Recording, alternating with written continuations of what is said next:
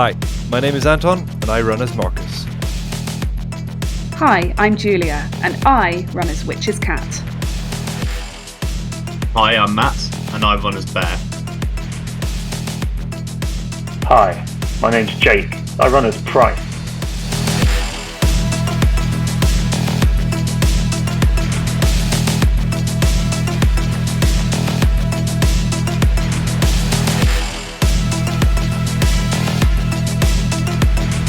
Welcome to London Underground.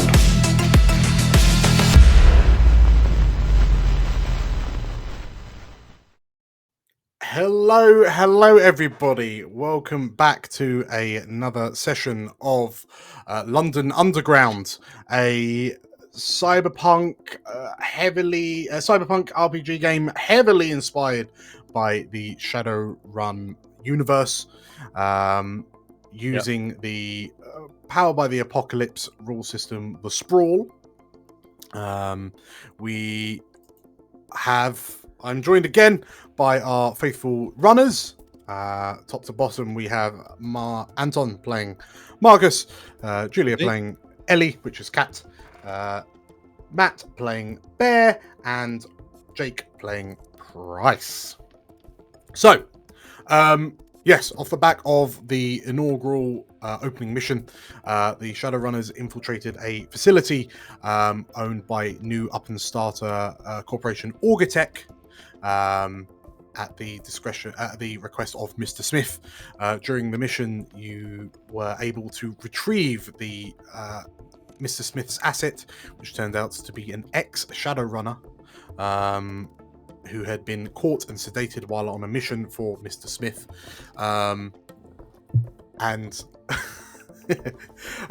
Yes, you managed to return said this orc woman to Mr. Smith. Whilst on site, you also discovered that Mr. Smith was likely working on behalf of Genesis Life Tech, who were an established BioWare, cyberware corporation within the UK. And it would appear that all of Orgatech's information had been siphoned by Genesis to some secure servers, courtesy of an attack program which was given to Ellie by Mr. Smith. We will jump straight in because our Shadowrunners here have tasted the rewards of doing these runs again and the sweet cred that comes with it. The four of you, find you approaching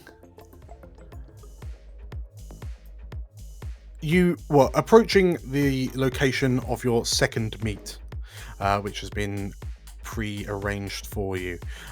You hear the sound of the music coming from the venue before you see the venue, as your latest job giver, Mux Smith, has asked you to meet them in a popular penthouse dance club known as Razor Blades.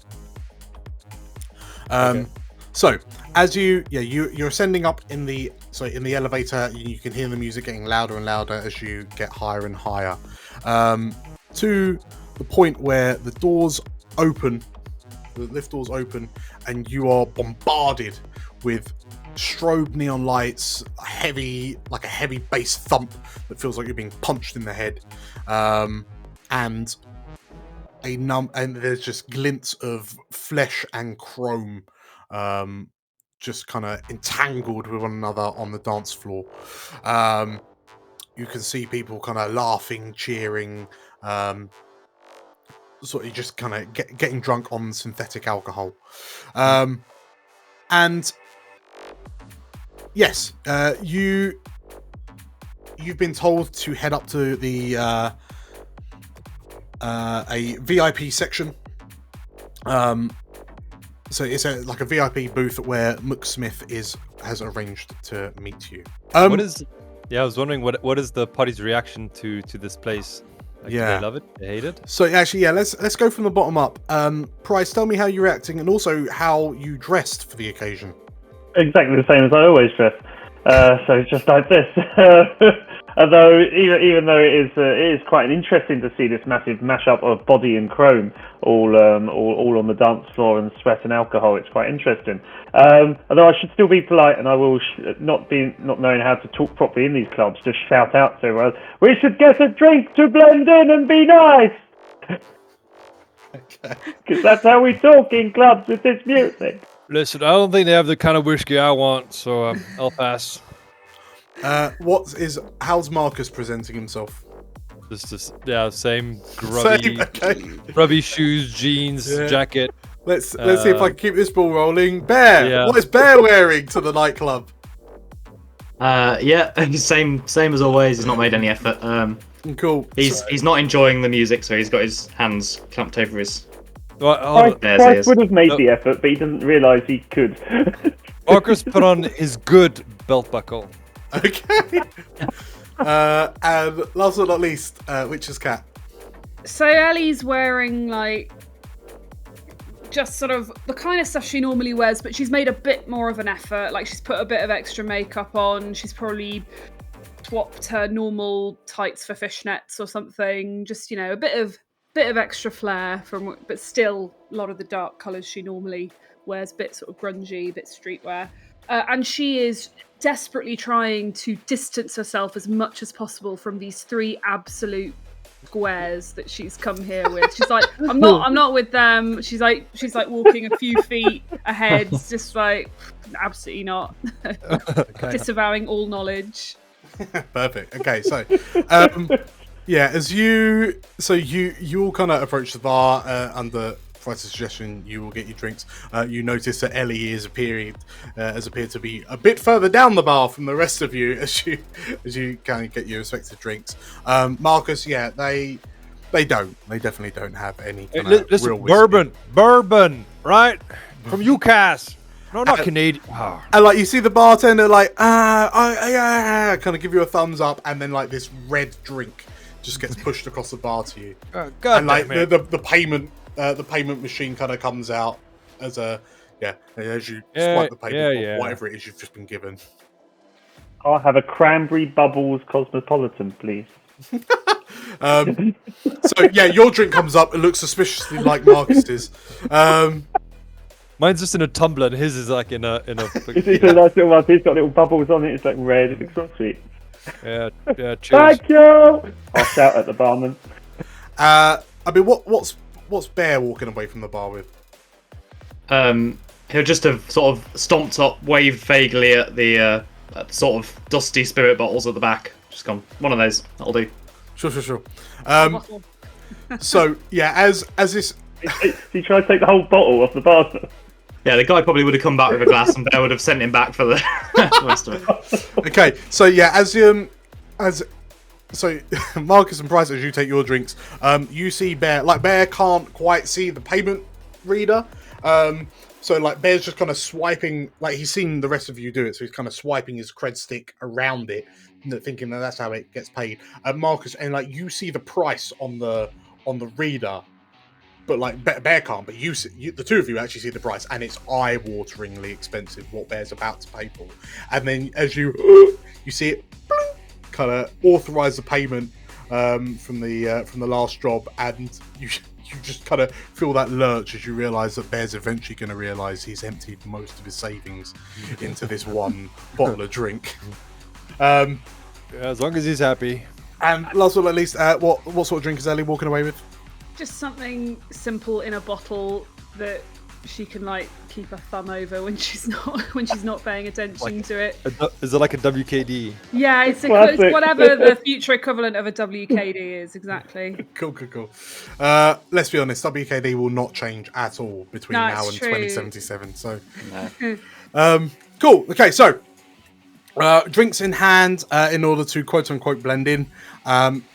You make your way through the nightclub, like through the sort of the gyrating masses, and you make your way up a set of stairs to like the more, well, I say more quiet, the more private booths. As you kind of get up, you can see like individuals kind of lurking in the shadows of their respective booths, doing what you'd expect to see people in booths in a dark nightclub doing. You eventually see one. You go round like the perimeter of the nightclub, the upper floor of this nightclub, and then you find a booth with two security personnel.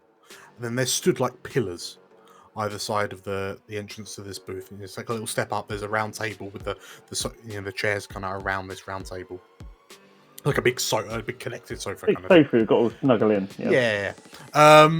And you notice that sort of like between the two security guards, effectively, there's effectively like an AR. There's a screen. There's like a privacy shield. Like a digital privacy shield in front of it. The two guards kind of look you up and down. You see one of them whisper something into a comm on his wrist, and the digital screen kind of fades away.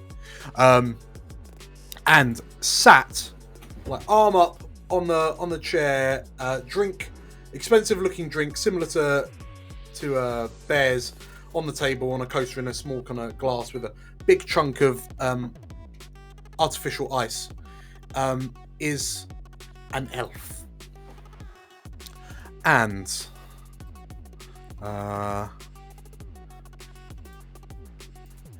is an elf.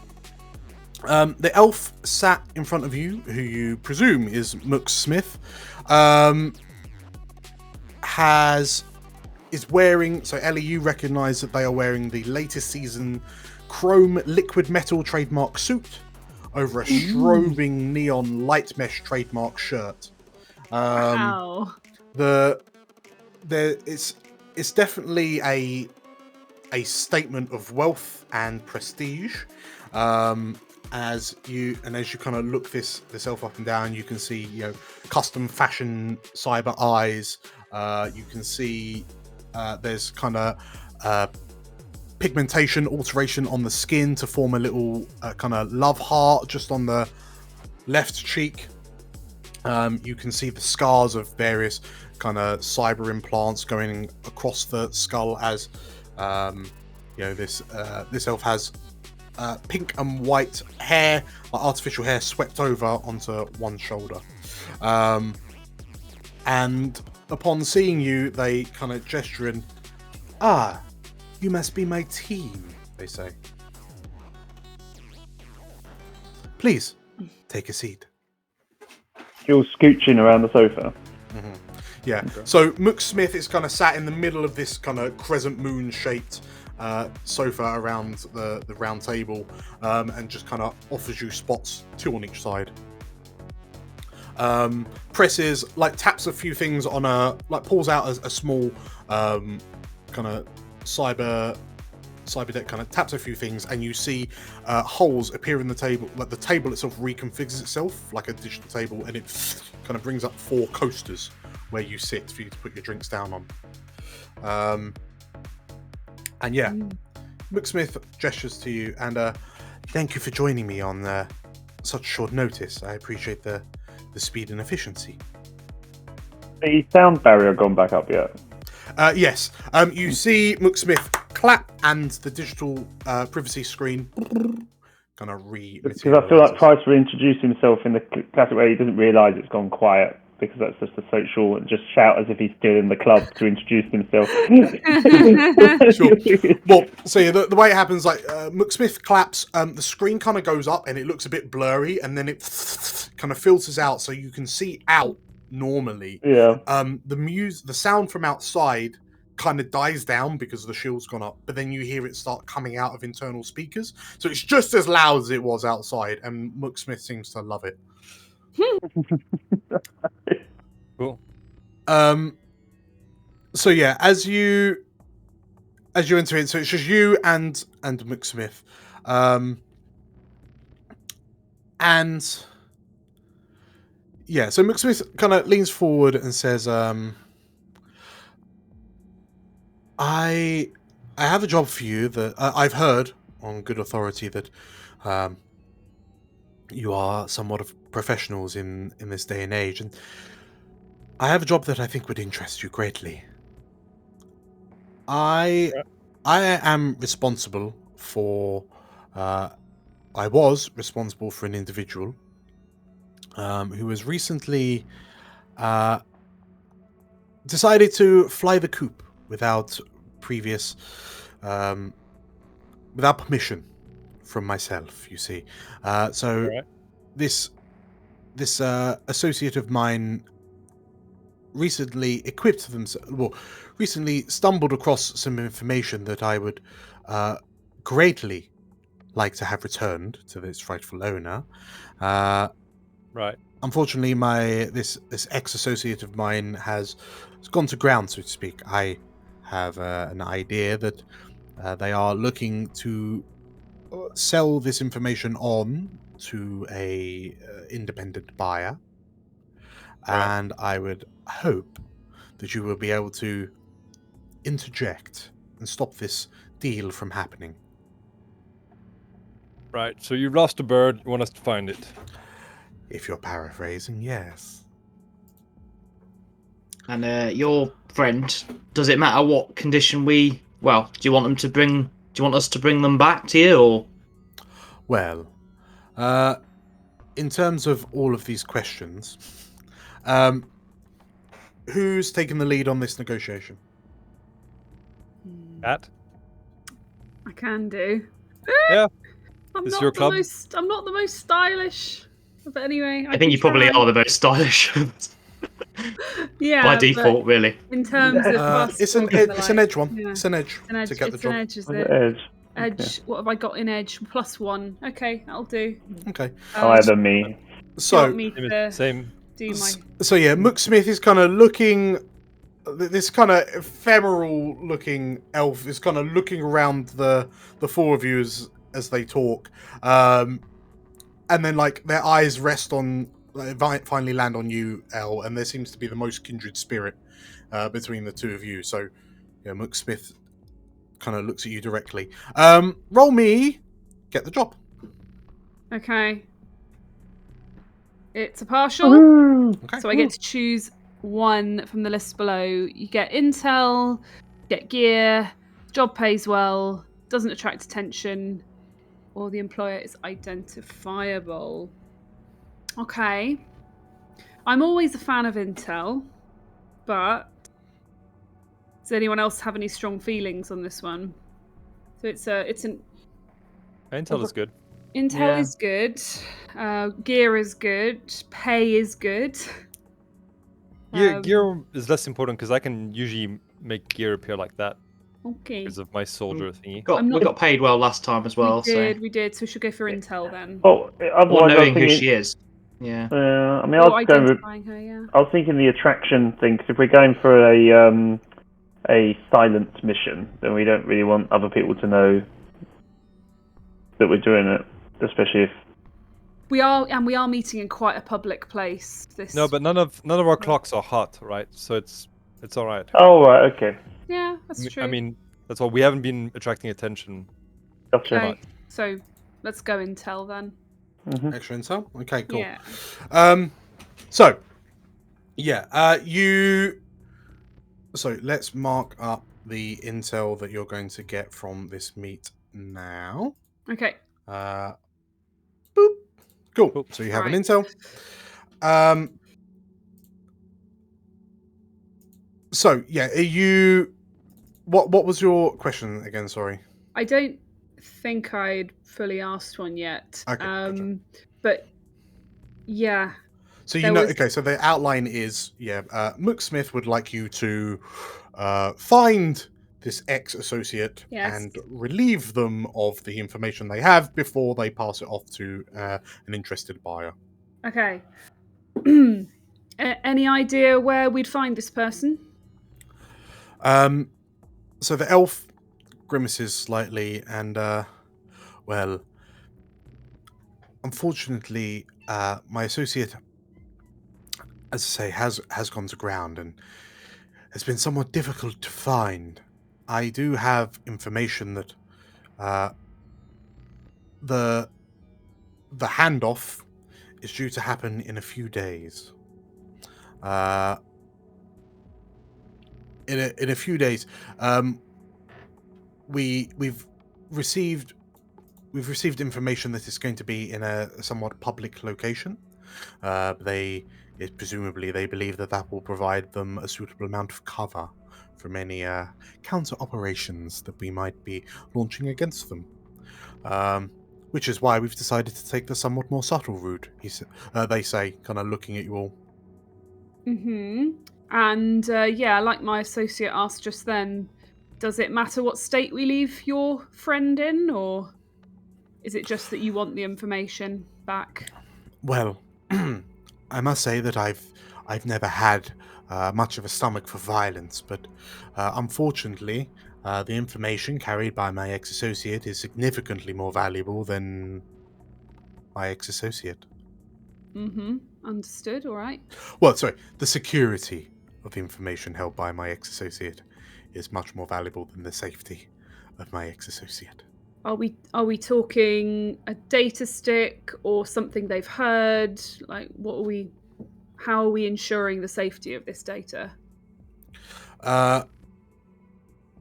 The exact method of how this data is being transferred, I'm not sure. All we know is that my former associate was able to retrieve this data from our servers and has covered his tracks somewhat well. Understood. So who are we looking for? How are we going to know when we found him? So the elf slides their cyber deck onto the table, kind of spins it round, taps a button, and boom, like a holographic image pops up.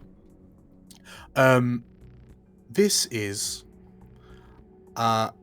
like the image that pops up, sorry, is a bald human man with a relatively kind of well-trimmed, well-groomed, full-bodied brown beard, two cyber eyes, and the photo itself is like a company headshot, like a corporate headshot. You notice that in the corner, like the designation of the picture that's just popped up, like the badge, sorry, on this person's lapel has the logo of Hades Macro Technology. Ooh. So Marcus will zoom in on that and definitely take snapshots of the person with his eyes. okay, this is Colin Boyle. However, you look at it. So Marcus, Bear, and Ellie, you look at it, and you don't see Colin Boyle. Who you see is the ex-Shadowrunner who used to hang out in the hub called Crumpet. Right. From before Okay. the fall. Is it someone we knew fairly well, or just like in passing? It's someone that you'd never interacted with Crumpet directly, but you had seen them. Just know them by sight. Yeah. You know them around. Yeah, Crumpet's kind of distinctive looking, especially with his two blue cyber eyes. Because we're talking like proper like eyes. Yeah. Yes, Colin Boyle. Well, Crumpet, also known as Colin Boyle, who seems to have become employed under Hades Macrotech. His name Crumpet. Crumpet, yeah. Yeah, and McSmith kind of gestures. Boyle here. I used to be the handler for Boyle here. Until Boyle took the unfortunate decision to go rogue. And now I am tasked with finding Mr. Boyle and making sure he doesn't make any more silly decisions. Did you go rogue or paid higher to get information? The elf tilts their head, and as far as I'm concerned, they mean exactly the same thing. Right. Okay. Any idea who might be the likely buyers that he's handing off to? in a few days. Smith shrugs their shoulders. Unfortunately, not. No. All we've heard is that a meet will happen in a somewhat public place, presumably using a what's the phrase? Kind of hiding in plain sight. And would you be interested in finding out exactly who the buyer is? Would there be additional credit in it for us? Well, quite possibly. If you were interested in providing us with any of that information, we will be greatly appreciative.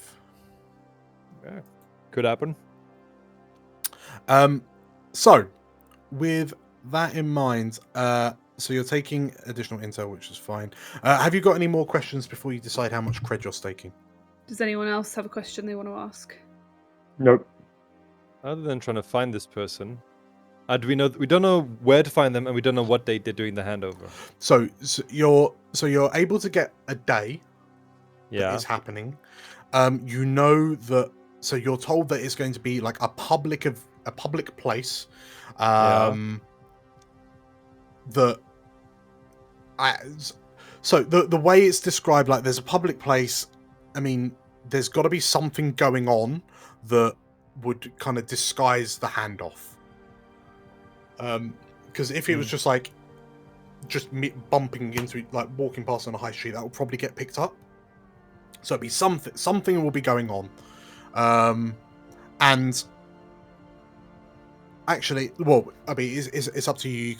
You can jump on and do a little bit of research now to see if you can try and figure out when it might be taking place, or wait until after the meeting. It's just clearly like you're also Shadowrunners, so your chances of you kind of being able to figure out where you'd want to do it. Yeah, that's what I was going to ask. Is were there sort of before the fall, were there sort of favourite haunts for Shadowrunners to do this sort of thing? You know, if they couldn't do it in the underground for some reason. I mean, normally it kind of be a bit discreet, but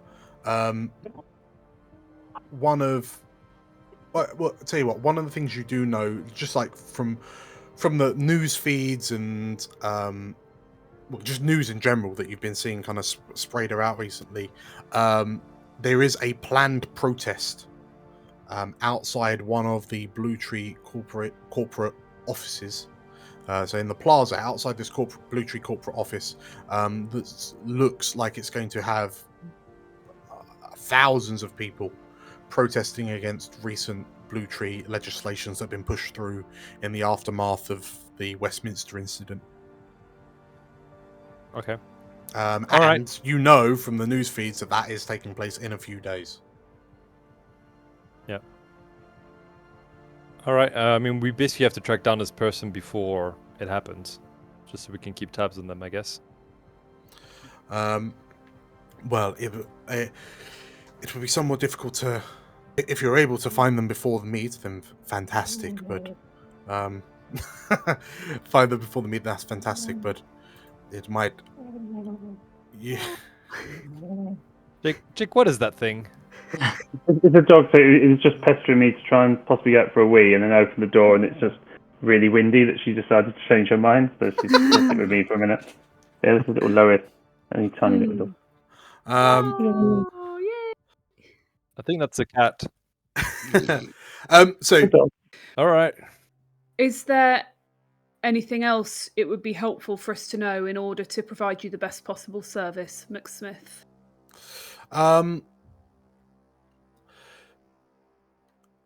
The McSmith thinks, as I say, discretion is preferred.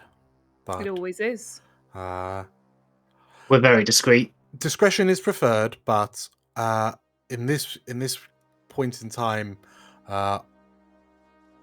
results are more preferable. So we've got a little bit of wiggle room if things get messy. Absolutely. Lovely. You'll be pleased to hear that, Bear. Yeah, messy's even better than discreet. But, of course, discretion will be our first port of call. For about 30 seconds. Yeah, as long as we can hold him off. Hold the discretion off or hold. It's always good to know we've got a fallback anyway. Yeah. Okay, so with that in mind, how much cred is everyone staking? It's that good old 2 again, isn't it? I'm happy to go with 2 because I feel like we're a bit more. If it's kill, it's a bit easier than extract.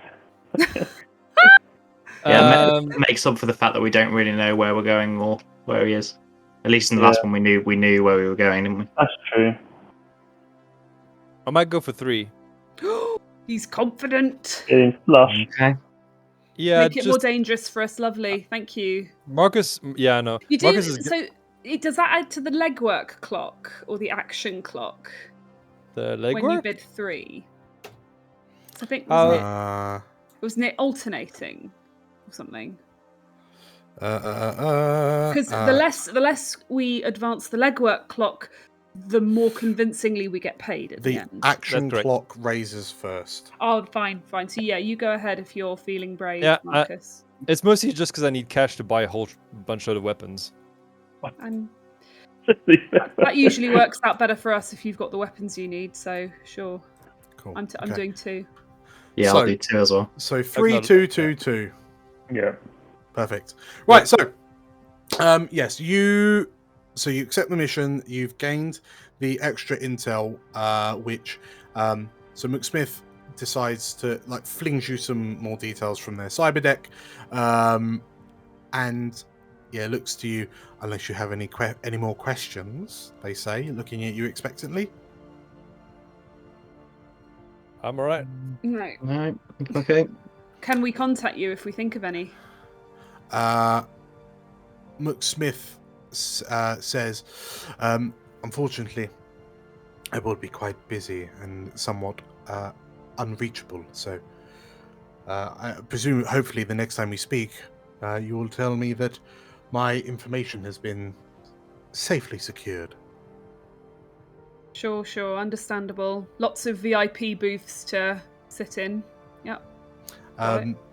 The elf smiles, and it seems that you are also familiar with this line of work, then. I try to stay away from this kind of thing, but cred is cred, so we'll be back with good news, hopefully. The elf nods. Well, in which case, happy hunting. And the elf claps. The privacy screen kind of dematerializes, and you're escorted out of the booth before it rematerializes, leaving McSmith alone with their expensive drink. We're So- bounty hunters now. Yeah, basically. So, with obviously, you are in a position where you're not entirely sure what to do. So, is there unless you kind of have any leads that you can build on, arguably you kind of have to wait until you get the call to confirm the location. But Are we still in contact with anyone from the underground? Because they might have heard about where Crumpet is hanging about these days. Red or Iron Fairy, whatever she was. you can Brass you can fairy. always declare a contact. I think that's probably our best bet, isn't it? 'Cause we don't. Probably a good Mhm. start, If we anyway. don't know him personally that well, we might Well, know. We might have mutual friends. Cat could try and get a cyber trail off of this person, off Crumpet. Perhaps, because we've got a name and an alias and an employer, so Cat can definitely start doing some digging for where this person generally lives and hangs out and works. Yeah. Sure. Won't Hades have already looked for that? Well, we can try anyway, yeah. But... Okay, so let's say, Ellie, are you going to declare a contact? I thought Cat was gonna do some research rather than. I thought I was, I think that is what I'm going to do first rather than declare a contact straight away. Okay, I'm going to do some online digging on this person. sure. Okay, we'll tell you what. Let's go out. So Ellie's going to do some research. What's Marcus doing? I'm gonna wait till Eddie does her research first, and then we'll decide. What's Bear doing? I say in this particular legwork, if there's nothing you can think of, that's fine because the job kind of hasn't. Yeah, that much. I don't think anything's particularly springing to mind that he would think to do. Is there any gear or anything you might want to be interested in, or are you going to trust in the 2 axes? Yeah, he's fairly self-reliant, I think.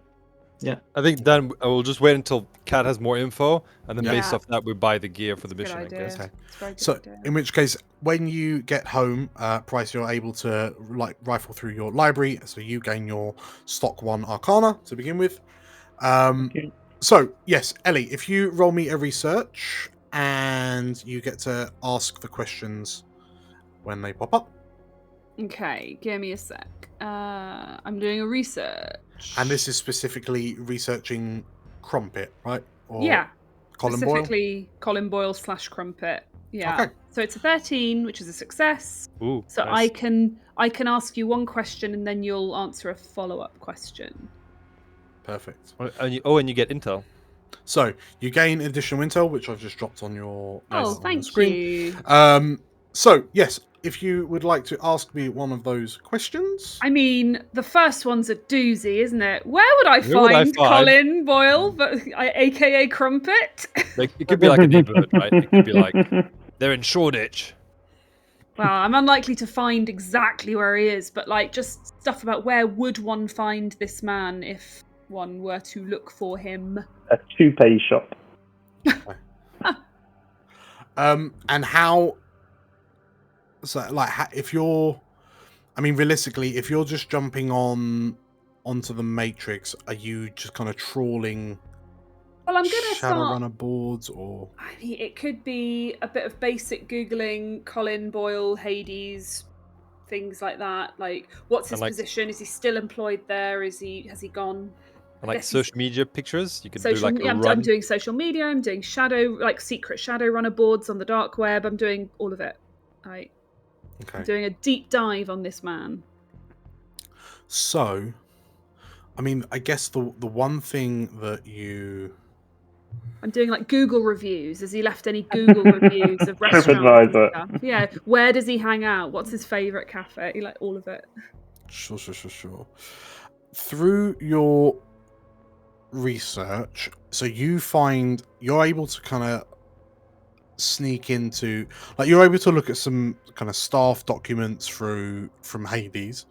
So it looks like that Colin Boyle was a relatively new employee for Hades Macrotech, and is part of the external acquisitions team, which is his title. When you're doing the research, you see a note, like an email pop up, from McSmith. Okay. And from that, as you snoop around, the title, like the subject line basically says, "You didn't get this from me," and it gives you the addresses of the corporate office that Boyle was stationed at, and also Boyle's registered apartment. Okay. Lovely. I mean, we're going to that apartment, 100%, aren't we? There we are. Yeah. And I'm maybe the firing office up the as well. luxuries as well. Thank you, McSmith. Okay, and then as you kind of close the email, the email deletes itself. That's fine. Thank God I copy pasted, eh? Yeah. Screenshot. I screenshotted, yeah, on my phone as well. Cool. Okay, so that's you managed to get that from your research. So you've got the locations. Is there anything else anyone wants to do off the back of that, or are you heading, like, where are you going next? Did anything else come out of my Google searching on him? So that one question. Oh, that was one question. Where would I find him? So we've got that.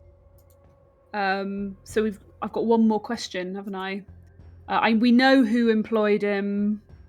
Maybe get their motive. Like, what is, I guess, money. Maybe. Who or what is the Who information? or what is more... related to? I was going for him? the most valuable. I was thinking who would find, because we don't know who's buying it. Who, the information based on Hades and what we know of him, who would be more interested in buying it? I would have thought. But we don't even know what information he's got at the moment. McSmith did not share that with us. The relationship, in case he's hiding it at friends. So yeah, what is the relationship between Colin Boyle and what do we think we're gonna?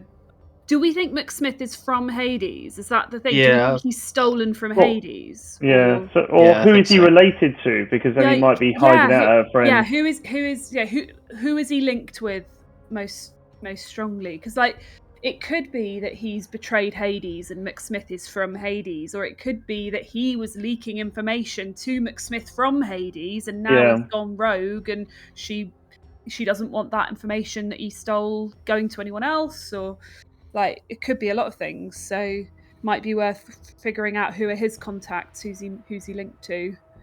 Yeah, go. Sure. So off the back of that, like who or what is related? So who is related to Crumpet? Colin Boyle / Crumpet. So when you look at Colin Boyle's social media presence, what you notice is that like the social media has been scrubbed. Like Colin has in effect defriended everyone, isn't following anyone, has just become like a ghost. Sorry, the only friends following is just like Hades macro tech. Likes Hades. Yes. Who's that one who always followed about you the- on MySpace?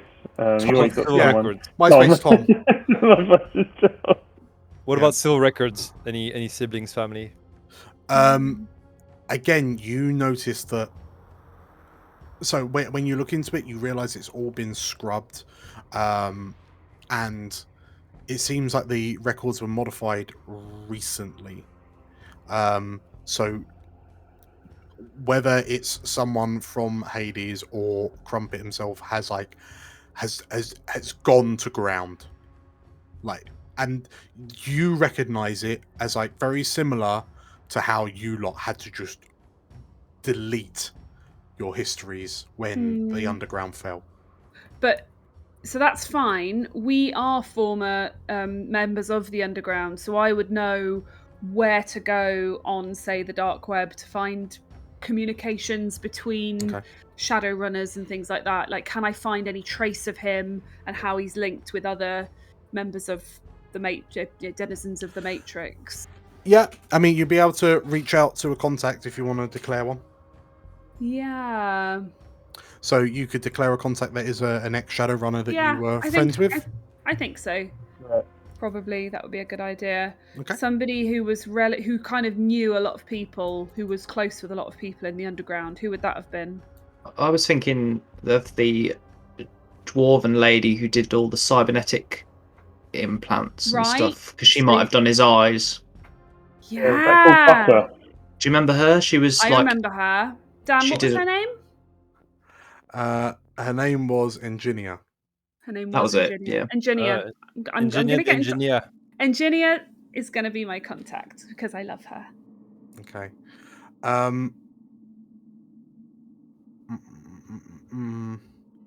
Okay. Cool.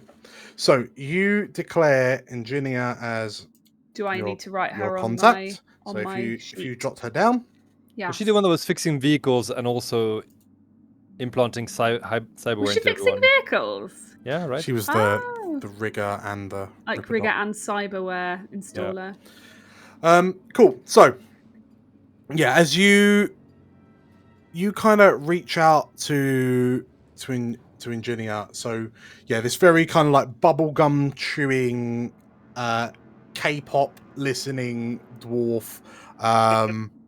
And like as you call her, like she pops up on the vid feed, and the first thing you notice, and she's like, "Oh, hi!" And you notice that the background behind her seems a bit odd, and you realize that like, is she upside down? And yeah, sure enough, like as she's moving around and talking to you, you notice like the pigtails that she has her hair in, like the pigtails are kind of flopping up. She's clearly suspended upside down. I need to declare who owes who a favour, don't I? Mm-hmm. I reckon I probably ran a minor job for her in the last 3 months since we went to ground. Like we've kept in touch, and You probably wiped her information on the burn for her, so she went. Maybe I helped 'Cause cover that's her the sort of track thing you would have done, wouldn't as it? she was going Yeah. to ground. Probably that would have, because I'm a decker. So yeah, Yeah. that's probably why she owes me. Okay. Yeah. So yeah, as she pops up, she's hanging upside down, and oh, hey Kat. Hi, Engineer. How you doing? Yeah, I'm doing good. How are you? You know, just hanging out. Like, And she you see her kind of reach up, she pulls something, and then you watch as the camera frame kind of moves around, and you notice that she's in a harness, and off the back of this harness are two kind of bulky yellow hydraulic arms. Like imagine like Dr. Octopus from Spider-Man, but just two chonkus grabbers, which have just been kind of holding her up, and she and you see these two arms kind of lower this van boom, onto a like into the garage behind her, and she how can I help you? She says. Long time. it's been a while, yeah. Engineer, have you heard anything from Crumpet lately? She thinks about it. Well, which one was he? She says. Old guys, Cyber Eyes. Okay, so if you roll me a hit the street. Okay. Oh, it's style, not me. Okay.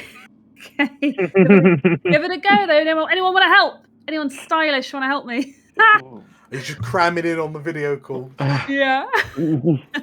Anyone who could describe Colin more convincingly than I can. I'll try and help you. Yeah. Okay. So yeah, Jake, if you help roll me. help or interfere. And add one, I think, for. Cool. Oh, phew. Did you add one? You didn't even add I one. didn't even add one. 11. That's great. So you can add one to my roll. Done. Nice. Cool. Please don't take two away from my roll. That would be No. mean. I'm not going to do that. Can I? I'm not Is DMing for you there today. anything I can do to add one to the roll as I'm rolling it, or do I just need to do it mentally? We'll just do it. Okay. So yeah, as you go to explain, you hear her go, "Oh, hi, Bryce." Hi there. Long time. So yeah. Right. Let's see. Thanks for fixing the car. Oh, wow. Ooh. It's a 3. So. Cat just does such a bad job explaining, and try as Price might, he can't really help. She's like, No, bald. You're explaining it wrong. You're explaining it wrong, Cat. I thought it was Cyber Eyes. You know, bloke. He's a bloke. I don't really know. Does she like start typing and like googling his name repeatedly? So that it's like super obvious who she's looking for. Like, Yeah, So- no. it's really bad. Double one. So, so what actually happens? So you say, like, the two of you, oh, what do you know about Crumpet? And like, Ginny is just like this happy, bubbly kind of happy-go-lucky dwarf. And like, when you say Crumpet's name, she stops. And like, it's kind of unnerving when you see this kind of dark look spread across her face for a few moments. And then, like, and she looks like she's stuck, like she doesn't quite know what to do. And then she turns, she kind of looks away from the viv feed, and she kind of looks back and then says, I'm really sorry. I'm really busy at the moment. I can't really talk. Do you mind if we'll speak next week? Yeah, I've got some free time next week. Maybe we catch up then. Yeah. And Jenny, what's wrong? Oh no, it's just I've got to get this fixed. You know, I think I don't know who this Crumpet is. I don't remember him. Was he even part of our crew? I don't even know. I wouldn't really worry about him. But yeah, maybe. You take good care of yourself, yeah? You take good care. You just maybe relax for a few days. Not go out. What? No, I've Yeah, got I've really got to go. Wait. I'm really sorry. Okay. I'll speak to you later, okay? No. Okay, bye. All right, bye. And she cuts the call. That was a bust, wasn't it? Bad time. Sorry, Price. I don't know why she reacted like that. What's going on? So, Yeah, and if you notice that effectively, like Ingenia's status goes offline. Yeah. Oh, not surprising. I wonder what's going on there. Sounds like she knows something, doesn't it?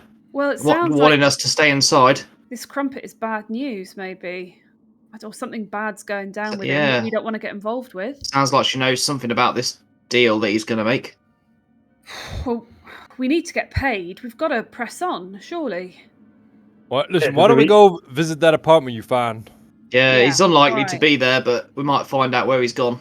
Well, we need to be careful if we do. If Ingenia's reaction's anything to go by, there might be bad stuff waiting for us. Yeah, it's all right. We got Bear. We'll be fine. Okay. In doubt, bring a bear. Okay, so who is going to Crumpet's apartment, or are you going to the office? Are you going to Yeah. the Hades office Okay. or his apartment? I think the Apartment. apartment first. The The apartment, apartment. The Okay. Hades office is Can a bit I, more touch. Can I just buy some gear quickly, Dan? Yeah. What are you looking to buy? I'm gonna go to the Brass Ferry, Uh-huh. and I want to get a silencer for the holdout.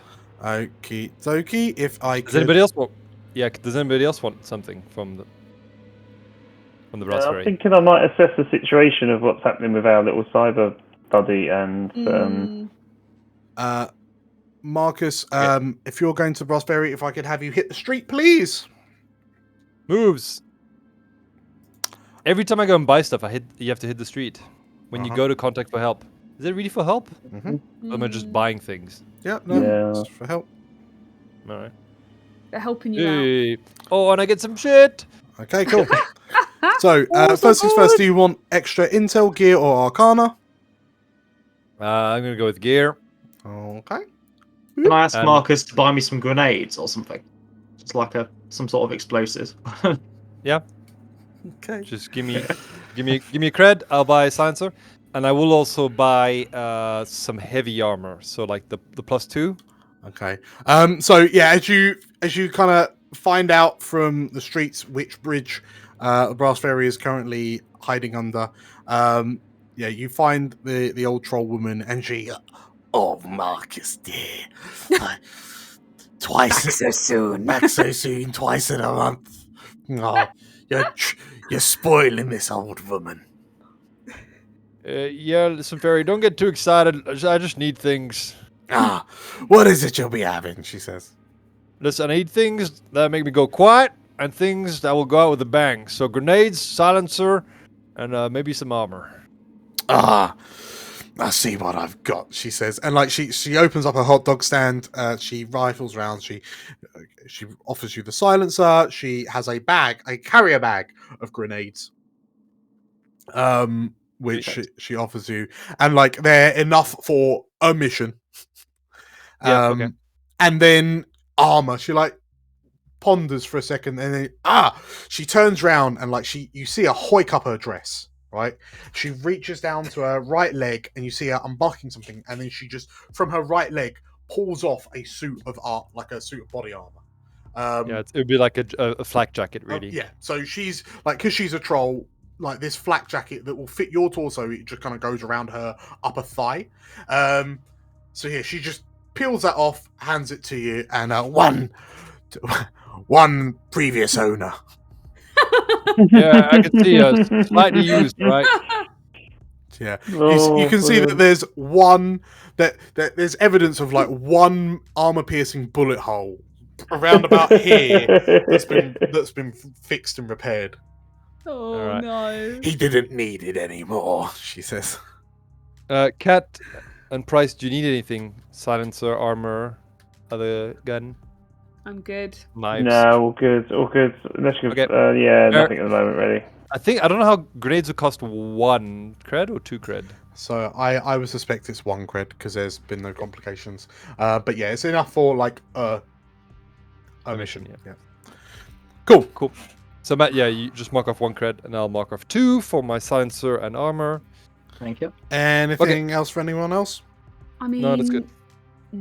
Cat, do you want armor? Well, have you got? she's got armored clothing. Yeah, but that doesn't. It You're takes still gonna one take- it takes one off the harm roll. Does it? Mhm. That's not your damage. That's just off the roll Yeah, you do afterwards. That's fine, but it might lead to a better outcome. I think Ellie's hoping Yeah. she just doesn't get shot. I so- just generally don't. I try not to get shot. Generally, that's it. Fair enough. And it's more subtle. I can get into places without causing Okay. undue attention. All right, that's my rolls. So Marcus, who else is going to the apartment? Ellie will go. I think we're all going, we aren't should all we? go. I think we should all go. Yeah. All going. Yeah, Okay, yeah. not to worry. So, you follow the addresses, and it takes you to like a somewhat rundown apartment block in East London. And like as you go through, you can see a couple of sort of like the gangs kind of loitering around, and you can see some people just kind of hiding in corners, passed out, with bottles of like synth vodka like at their sides. Yeah, it's the East London isn't great in this day and age.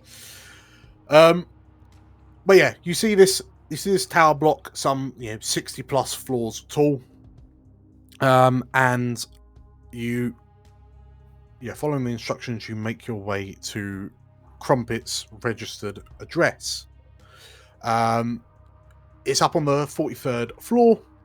It's a cheaper, one of the cheaper apartments by the looks of it. The carpet in the hallways is kind of frayed and torn, and there's kind of bags of rubbish just in the corridor where people can't be bothered to take them to the garbage chutes and whatnot. But yeah, you make your way to 4374, which is Crumpet's apartment. Door is closed. You can hear a thumping music from one of the apartments nearby. But what do you do? Do we knock, or do we just go in? I mean, maybe knock. Maybe knock and then knock. Yeah. Not it's a knock. Yeah. Yeah, do the knock. You knock and then knock on the door and then knock the door down. yeah. Okay. Do we need to check that it's not going to blow the door off the hinges when you knock? Wait, what? Well, I wasn't going to use the grenades just yet, Price. All right then. No worries. Okay. Unless you think I should. No. I don't think you should. Just. So you knock on the door a couple of times, and there is no answer. Right. What do your thermographic eyes see there? Everyone else is really good at remembering I have this, and I just don't remember. Yes. And what do my thermographic eyes see? This through the heating of this building, not very much. Like Okay. everything's just kind of slightly more orange. The nightclub must have been a nightmare, by the way. Oh god. It's just every booth you're like, ugh. Presumably you can choose when you turn it on. I hope so. Yeah. No, it's always on. Yes. So you knock on the door. No one's home, or no one answers, I should say. And then your thermographic isn't quite working because it's just everything's hot. Right, Bear, He- knock. He must not have heard me, and I'll just like. So as you boom, boom, boom, boom. Again, you do a loud knock. There's no response. With the axe, Bear. Knock with the axe. Okay, I'll just try and basically barge the door open then. Okay, so yeah, you put the axe, you wedge the axe in the side of the door and use it to lever it, so like lever the door open a little bit, and then use your shoulder to, and as you shoulder as the door flies open, you hear the sound of the lock, bing, bing, bing, kind of scatter across the floor, and when you step in, you look around, and the apartment, this unassuming apartment is empty. Well, sorry, there's no one in, I should say. Okay. You can see that there's a very basic, like, this place is almost set up like a safe, like, it's clear that a Shadowrunner lives here, right? Because there are only the most basic of amenities here. There's a sofa, there's a vid feed, there's a fridge, there is a portable cooker, there is a single bed. Is it like a studio? In effect, yeah. But it seems that Crumpet is not at home. So, What is Guess we better have a look around. Yeah, what's an investigate roll? so if you're, Is it reveal Assess? knowledge? it'll be No. assess, yeah. So what is it Okay. explain to me what you're doing, what you're looking for. Looking for documents. Mostly documents. Hidden And rooms. any hidden sections in the room. Okay. And what's everyone else doing? I think it might be a research, rather than an assess, because assess is edge-based and research is mind-based. So there's this sort of implication that It says when it's you all closely about study. it's all about complications and I guess there's the what's hidden element is useful. Oh, you missed it. Okay, yeah. Yeah, but then a research can be a place. And it's kind of where would I find. So, I mean, the research is specifically for like a library dossier or a database. So, in this instance, I would argue it's assess. Right. Okay, cool. Thank you. Can I roll assess? Yeah, go Does for it. anybody want to help or not? Is anyone helping the assess? Oh, by the way, we at the end of each mission we get +1 link with someone, right? Do we? Yeah, link goes up. With one member of the party? I think so. I think that's how link works. It goes up you can go up to like +4 or +5 link. And you choose based on the previous mission. I'll look at that while you decide who's helping what. Okay, I'm just gonna roll. I think. Oh, sorry. At the end of a mission, each player chooses another character who, as a result of the mission, has a better idea about how your character operates. So, in which case, you will very quickly go round. So, Marcus, who do you feel you have a better idea of off the back of the Orgatech mission? I get a +1 link with Price. Price, okay. So Yeah, mark that because down. of our little exploring mission, and then the. I was going to take Price for that reason as well, and the fact that your plan went as you planned.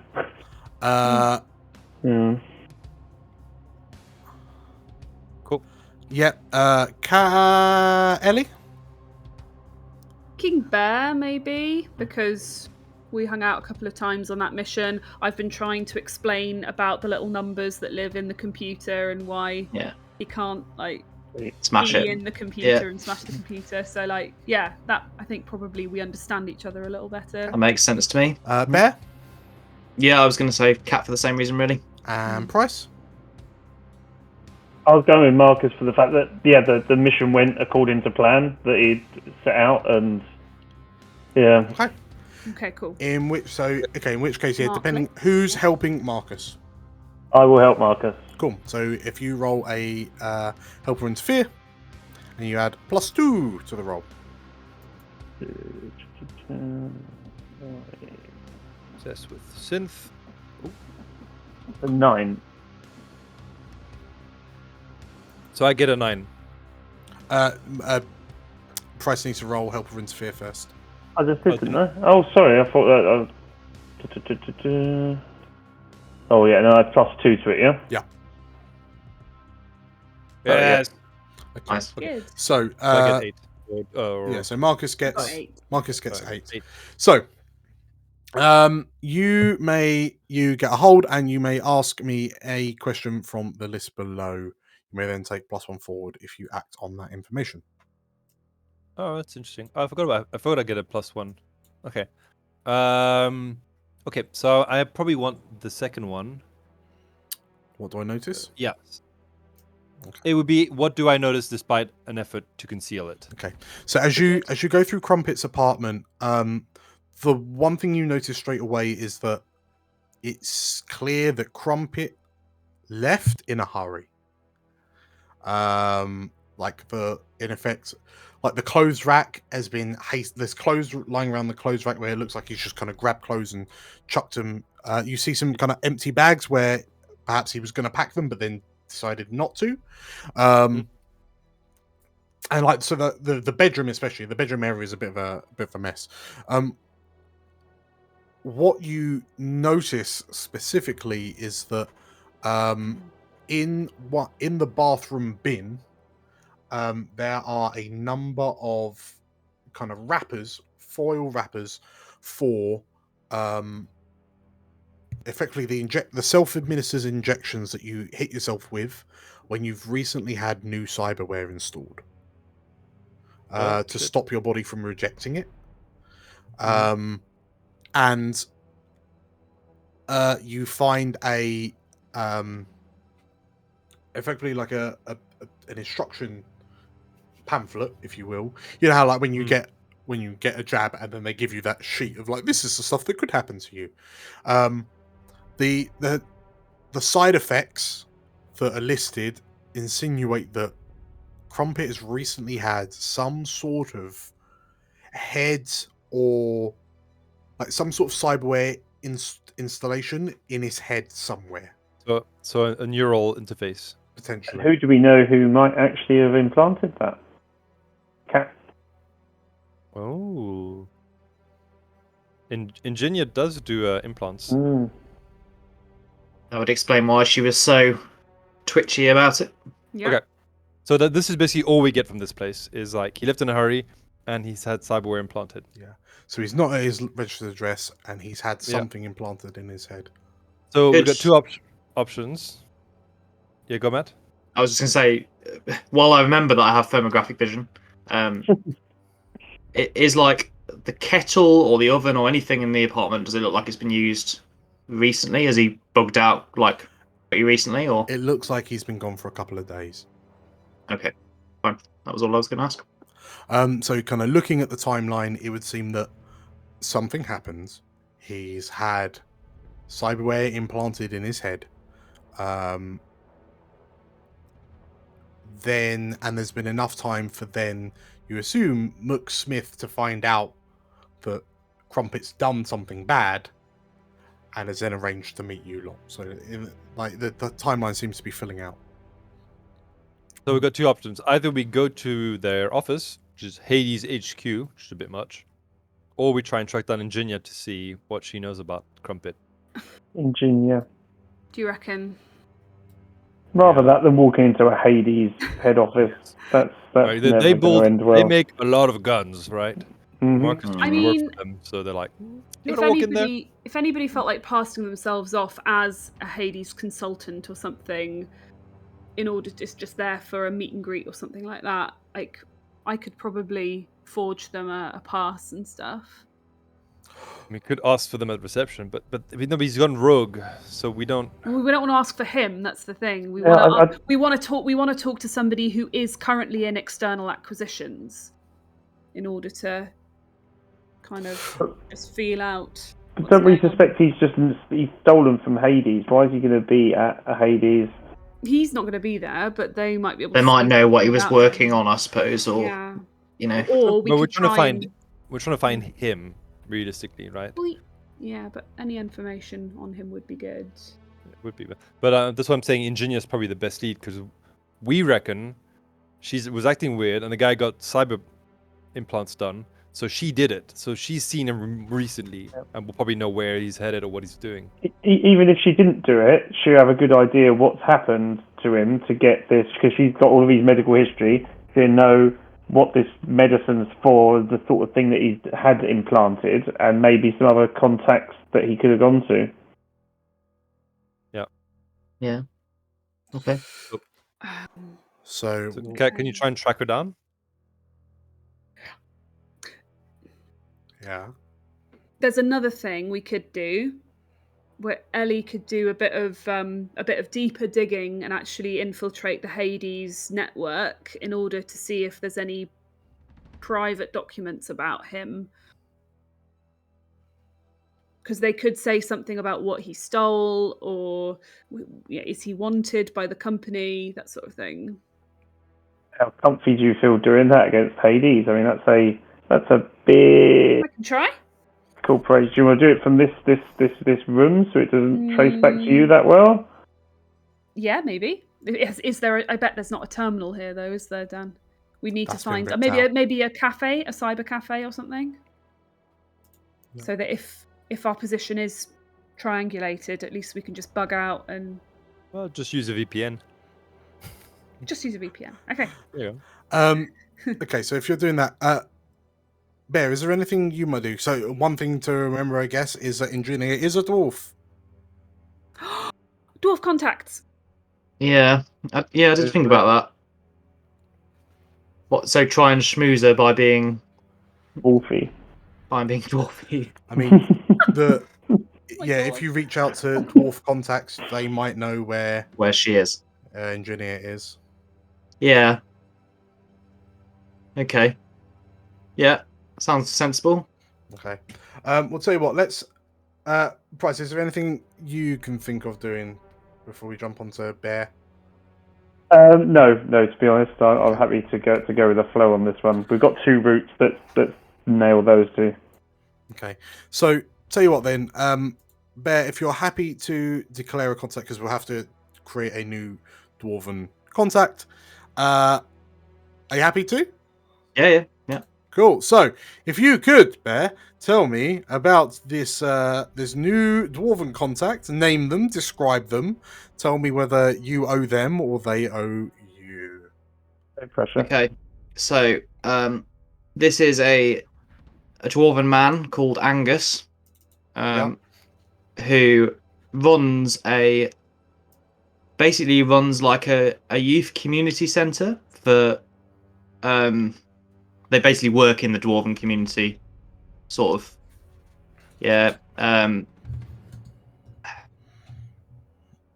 Running social clubs, sort of educational programs, particularly for young dwarves, helping them overcome sort of obstacles that they might have. And I've probably done him a favour, I think. Maybe some of the kids were getting into sort of bad crowds, and I chased, I had a bit of a word with the gang leaders, or yes, I think something so. like that. There was military grade equipment has been filtering out into the streets, into the hands of young impressionable would-be gangers. So I suspect that you stopped little Timmy from running around with a military grade assault rifle and making a couple of bad choices. Yeah. Needed So more. Hamish, that's kind of I think probably saw me as a bit of an oddity before that, but he's grateful for that, I suppose. Okay, so sorry, is it Hamish or Angus? Sorry, Angus. Angus. Yeah, Angus. Okay. Cool. So, and I'm assuming you're speaking to him face to face. Yeah, I'd go along to his community centre. Okay, cool. Yeah. So as you enter in, you can see. So it's an all dwarven kind of social club, community. And seeing you enter, what does he look like? What does Angus look like? Kind of, I guess, fairly old. I don't know. Yeah, I don't know how old dwarves live to be, but probably in his 50s, I guess. Okay. Portly. So he, in which case, this old kind of dwarf looks over to you and he shouts, "Oh, there you are!" He says, and he kind of waves to you, and you see him kind of grimace as he gets up from the table he's been sat at, and like he walks with a limp as he kind of puts his weight on this rickety old cyber leg that he's been implanted with from just below his left knee. How are you, old boy? He says as he claps you on the back. Yeah, I'm alright, Angus. Not too bad. I'm on a job, actually. Can't stick around. Oh, yeah, of course, straight to business. But we'll have a drink another time, yeah? No, absolutely, he says. And he, as he says that, he kind of wanders away from you, kind of reaches over a counter, pulls out 2 beers and hands you one anyway. Cracks open the beer and, what can I help you with? Yeah, you remember Ingenia? Friend of mine, we came in for a beer not that long ago. On the sort of the jazz night you did. Oh, yeah, that lovely Asian lady. Yeah, I remember her. Yeah. Well, anyway, left some stuff at her place. Do you know where she might be hanging out? We've not spoken in a while. He thinks about it. So Bear, if I could get you to roll me a hit the street. Now, Bear style must be a +2, right? It's not. So I get +1 because it's a dwarven contact, right? Okay, I'm gonna need it. +1 forward when you hit the street. Hey. Good job. Cool. Okay. So you get what you want. So he'll be able to give you an answer. However, choose 2 from the list. Okay. I'm much more happy to help out Angus than I was Ferret, so he's welcome to ask me something. and the other one is that we've got a couple of days, right? So there's not such time pressure. So you would think so. yeah, so we'll say that it might take him a while to find out where she is. Cool. In which case, yeah, so it will take some time. Basically, it will be a case of, like, you won't be able to act on by the time you get the information, you'll have a very, very short window to act on it. You might not even be able to act on it, like, depending on when this meet's going to happen. But he, it's been a while since I've heard from her son, but last time I heard, I found out she was back up to her old tricks. You know, just kind of waggles a finger in front of you. You know, similar to what you doing. I'll be honest, I thought she was kind of working with you, but given that you're asking for her, I'm guessing that maybe she's got her own team together. Yeah, guess so. I mean, we'd like to work with her more, but obviously can ask her that when we find her. Yeah. Well, tell you what, I'll speak to the boys, and I'll see if we can find her. And when I do, I know you don't like phones, so I'll get you a message one way or the other. Maybe I'll post you a letter like they used to in the old days. Yeah, one of those pigeon things. Yeah. Or my friend Kat's got this this box that talks to her ear. A comm link. Yeah. Well, if you send her that, then the little spirits in it speak to her, and she can pass the message on. Right. Yeah, it's called electricity. Yeah. Okay, cool. What you said. Yeah. 7G. Yeah. Okay. So, all right. Yeah, I'll let your cat friend know. I'll let you know when I know. And but actually, I was just wondering if I could ask you a quick favour, actually. Yeah, go on then. There's I don't know if you noticed, but some of the kids were talking about this rival ruckus that's going to be happening in a few days, and I don't know, it just seems like there's going to be a bit of trouble. You know, all those blue coat wearing bastards, always trying to change how the world works. Yeah, over at Blue Tree, those ones, yeah. So there's going to be some sort of demonstration. I don't trust it, to be honest. But I don't trust it. So, but yeah, some of the boys, they were mentioning they were going to go down and kind of protest, they called it. But yeah, if you happen to see any of our boys that protest, just make sure that they stay safe. All right? Yeah, we'll do. We'll likely be heading there ourselves anyway, as it happens. So I'll keep an eye out. And he frowns. I didn't take you for the anti-establishment type, Bear. Nah, it's just work, Angus. Oh, yeah. So you keep an eye out. Hamish, I think I heard Hamish was going, and Diaga. Hamish and Diaga, the two of them said that they were gonna head over. So yeah, knock some sense into them if you see them, and make sure they don't get in trouble. All right? Yeah, lovely jobs. Well, Angus. Well, yeah. And I guess because he doesn't really know what Cat's number is or whatever, he'll probably just attempt to draw a picture of Cat's face. I've got it saved. I've got it saved in my comm link. Don't you worry about it, Bear. Yeah, we've been through this before. Okay. Okay, good. Cool. And yeah, he nods to you and right. Well, you take care. You keep an eye out for the little beardlings and yeah. I'll try and find out about that engineer. Yeah, all right. Yeah, good one, son. Good one. Yeah. All right. Cool. Sweet. So as you head back, Ellie, you're doing some research into Hades, or if time trying to hack the Giant Weapons Corporation. No, if there's, I'm just aware we've got limited time frames, so okay. Perfectly happy to forego that. I think we've got a lot to be getting on with. Well, I mean, it's completely up to you. If you feel confident to attempt to log in to... Honestly, no. Okay, cool. Yeah, the idea of going toe-to-toe with macro tech, yeah, fair enough. Okay, so, I think in terms of legwork, actually, you haven't raised any alarms. Did I not when I freaked out Engineer? Because I failed that roll. You did, and it did not put the legwork clock up. Interesting. Okay. So,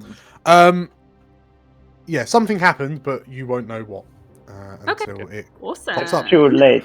So yeah, it would seem that you're completely flying under the radar. So, if there's nothing else, a few days come and go. Bear, your constant pestering of Ellie proves fruitless, as Ellie has not received any word from Angus. So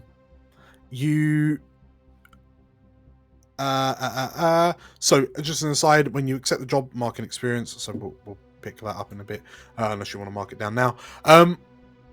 Yeah, a few days come and go, and we find you back in the flat with Josh.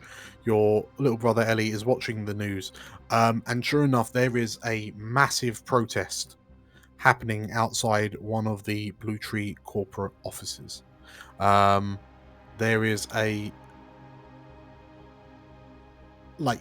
you can see there's thousands of people all crammed in and around this what was normally an attractive public plaza outside one of the offices, but it's currently filled with angry protesters kind of waving homemade signs and shouting about Blue Tree trying to dominate and overtake the people, and in the grand scheme of things, Blue Tree is largely ignoring it. The plaza, and sort of as you're watching this, and realistically, I mean, perhaps the more jaded of you take one look at this protest and think, "What's nothing's going to change in the face of a corporation." Ellie, you receive a message from Mook Smith saying, "Have you seen the news?" Can I reply? Yeah. Yup. A pretty public event.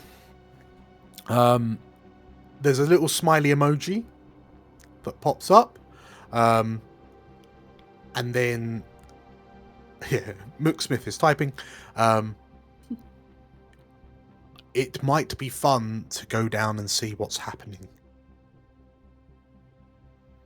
Understood. Open bracket 3.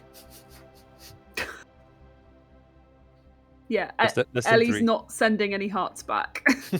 Just Oh, is that what it understood, is? professional. Yeah. Yes, Jake. Was that Yes, Jake. That's less than 3. That's what it is. That's what it is. In and out of character. Lovely. Okay, so Yeah, so it would seem that yes, unfortunately, this public protest, this demonstration, is that being location of herded down. the Oh, location of God. the handoff.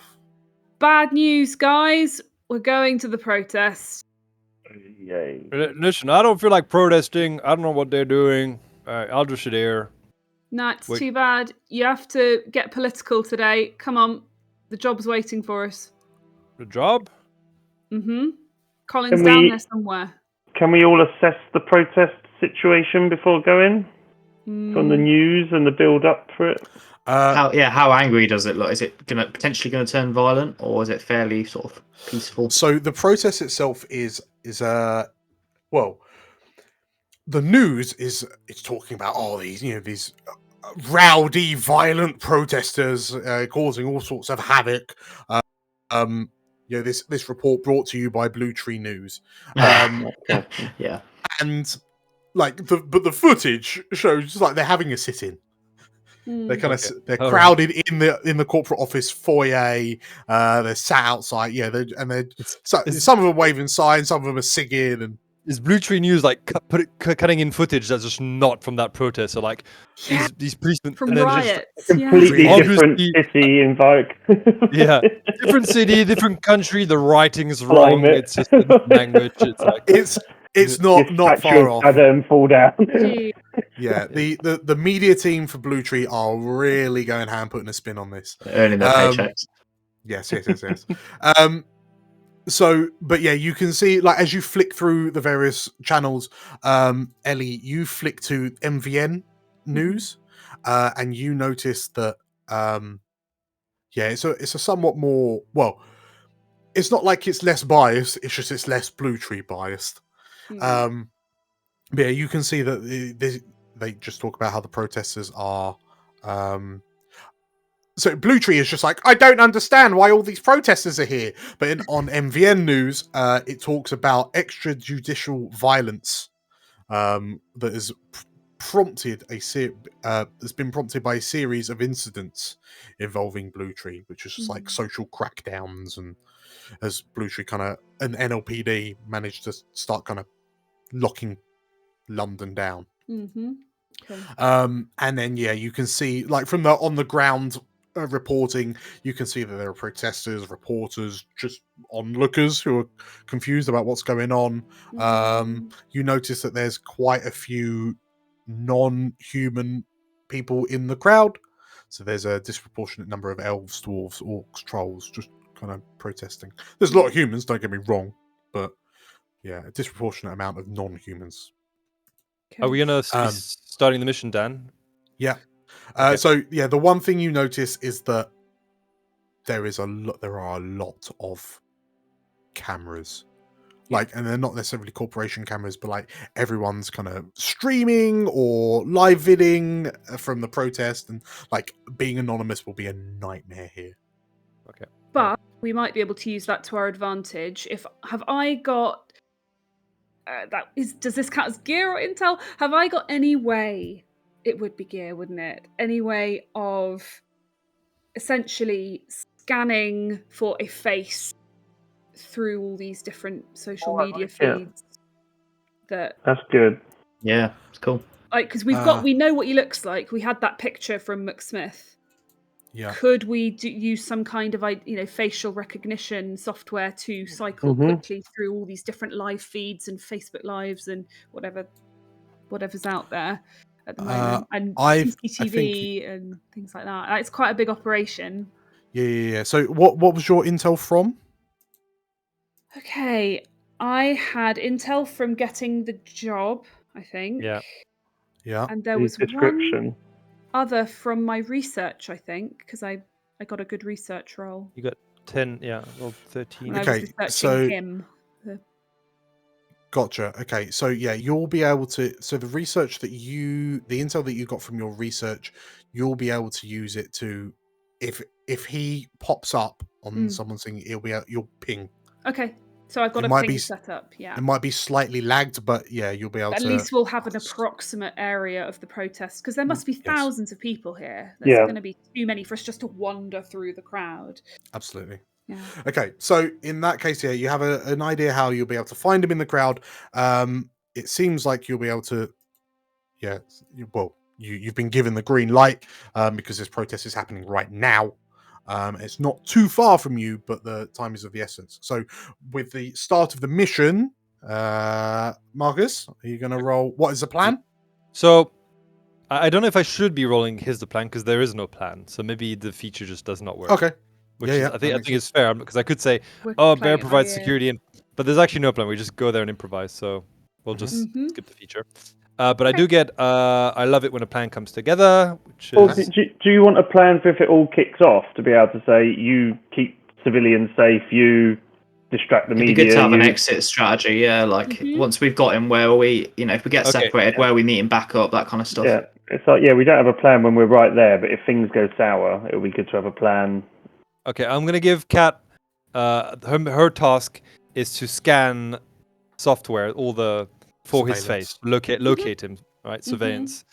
Yep.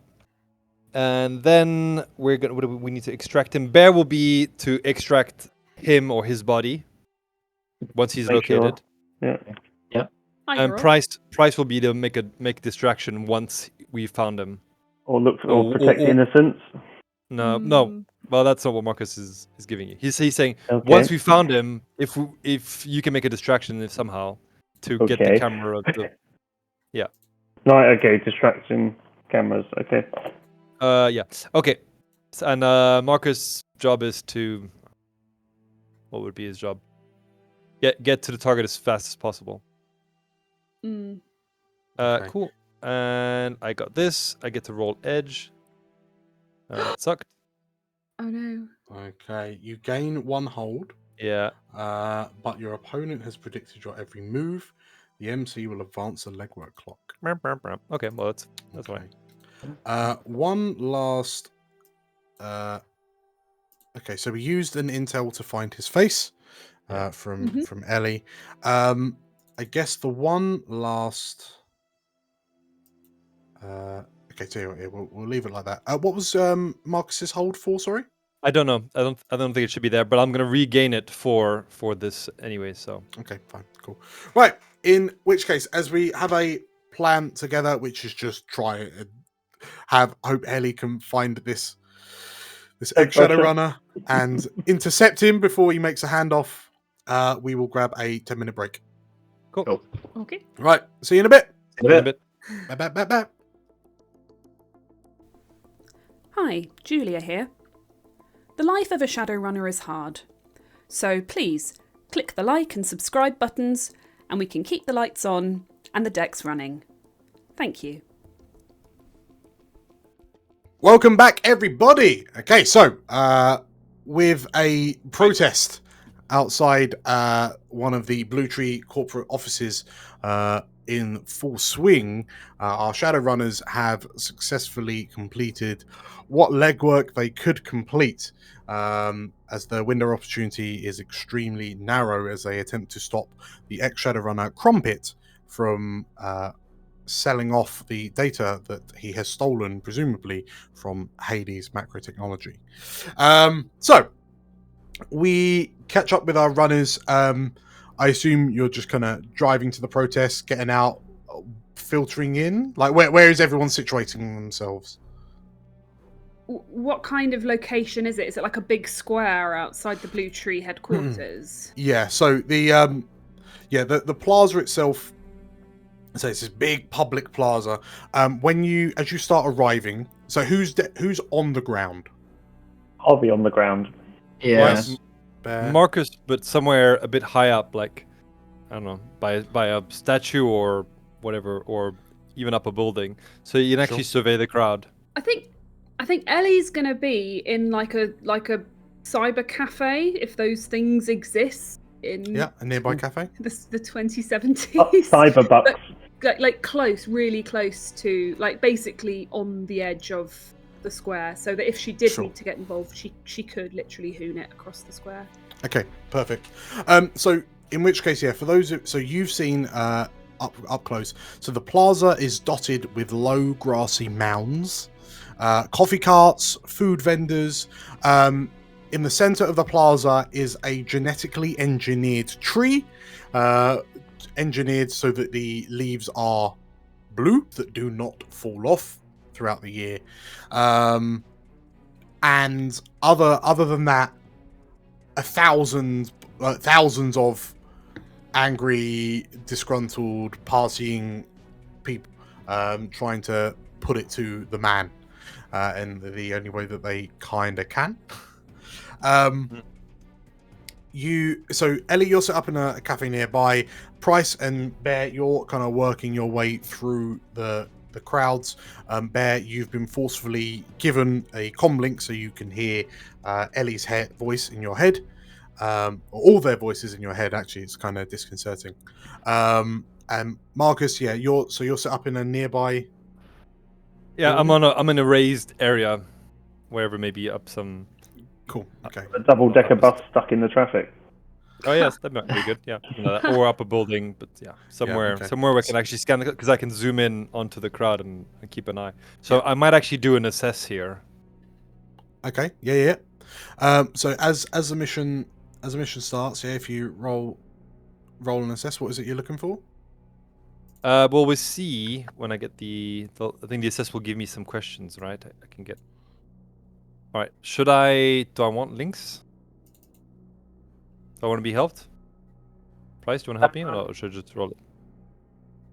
Because you're Yeah, also assessing. I could be giving you some information from down on the ground. Like, have you seen this weirdo over here, or does that one look Yeah. like him? Yeah. So Do you want to roll? in Yeah. which case, Jake, if you roll help with interfere for Bryce, Mhm. as you kind of have eyes on the ground, and then Marcus can do assess from high, up on high. And do I just get a +1 for this help, or +2. +2 because you're +2. linking with Marcus. cool? And I get the +1 from Marcus as a generic thing as well for the plan. Is that right? I don't think I told you it's not part of the plan, so no. So it's just a +1, No, just a +2. just a +2. Yeah. Okay. 7. Cool. Ooh. So you're implicated in the results of Marcus's move if there's Okay. any negative repercussions. Yay. Okay, so Marcus, you get +1. Yeah, synth. That's 9. 8 +1, so get 9. Okay, cool. So yeah, you can ask. So you gain a hold in the ensuing action. So you don't have to ask now, but you can ask now if you want to. Yeah. Okay. So let's have a look. What do you think, guys? Should I ask all? Biggest threat. Where can I gain? No. What is my best way now? Avoid trouble or hide now. Should I look for concealment? Maybe who the leaders of the protest are. That might be quite like who's in control. Like if there's going to be troublemakers or. I'm not really looking. So I'd rather see something that's concealed rather than who's in charge. Potential complication. Yeah, but we're trying to locate him. So I'm going to go with what do I notice despite an effort to conceal it. What do I notice despite an effort to conceal it? Okay. Yeah. So as you look around from your vantage point, like guided by Price, who's effectively being your spotter, you notice that kind of roughly near the middle of the protest, near the tree, near the blue tree, there appears to be 3 individuals. And whilst they look like they belong at the protest, they look a bit rough and tumble, or sort of like they look a bit anti-establishment. You notice that they don't really seem to be taking any notice of the protest. They're kind of very focused in on themselves. And Price, as you kind of get a bit closer and have a peer in, you realize that these 3 look like, in inverted commas, Shadowrunners. I will let everyone else know this. So you see one of them has a cyber deck similar to the one Cat uses, that he's kind of tip-tapping on. There is one individual that's just kind of in a tank top, just looking around with a mohawk, and there's a third individual who is pretty chromed up. Both, like all 4 limbs are cybernetic. The lower jaw is cybernetic. Looks pretty very chrome. Can I zoom in and send some snaps to Cat? Yeah, absolutely. Cat, look what I found. So yeah, Yep. But he found Cat. Yeah, can you tell me who they are? She says, I'm on it. All right. So you can see from Marcus's pictures that one of them seems to have a cyber deck that they're actively working on. Okay. So you're logging in. Like, so are you? So what is it you're doing matrix wise? Are you just trying to get into the like the local surveillance cameras? Well, or... I've been sort of doing my thing of, looking through various. While I know I've got the ping set up, but I'm also been spending the time looking at the different cameras and angles of. Okay. So you're just going through like social medias from this cafe, just watching people's feeds. Just like any live feed on social media that I've done a hashtag search for the protest, and anyone live streaming the protest, I'm sort of just flicking between different feeds, sort of just keeping an eye out, but also relying on the ping that I've got set up. But yeah, now I've got the picture of these 3, I'm probably gonna find the Tinder profiles. Yeah, right. Okay, so if you Have a log look, in, see what I can find out about their identity. sure. If you use your deck to log in and go into the Matrix proper, you'll be able Yep. to see the avatars. Yes. So yeah, if you conjure Witch's Cat, you'll be able to see the avatars of everything. That's it. So I'll log in. As you jack in, and yeah, so you jack in, you move into the Matrix. Sure. The world is zeros and ones, which then reform to roughly what you were looking at. And in place of the office building, you see a large blue tree. And like there are just scores of Matrix avatars throughout the plaza that are just popping up. But as you kind of electronically move through the crowd, you see that near the location that Marcus has pinged you is a generic Roman emperor avatar. And as you do a quick search, you know that this is it's Gaius Vulpa, and he's a pretty he's a cocky bastard. But he's a hacker that you know of. And you notice that basically Gaius appears to be wirelessly hacking the local systems from the middle of the plaza. So he seems to have jacked it, basically be wirelessly jacked into the camera feeds around. Okay. Same as you. Yeah.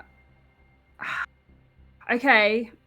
I'm tempted to do sort of make contact under a fairly innocent guise. Like, can I create a little fake persona that's difficult to trace back to me and just sort of send him a little IM that says, "What's up, cutie, kissy face? What you doing? Handsome guy like you." Okay, so as you go to you type it, you effectively type the message, you send it, but then you notice that your sending icon is just spinning and it seems to be stuck. So he's not receiving incoming messages?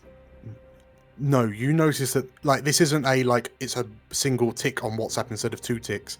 This is like it's just spinning, and it's like you realize you've got no outgoing messages, and then you get a notification come in, boom, from Engineer,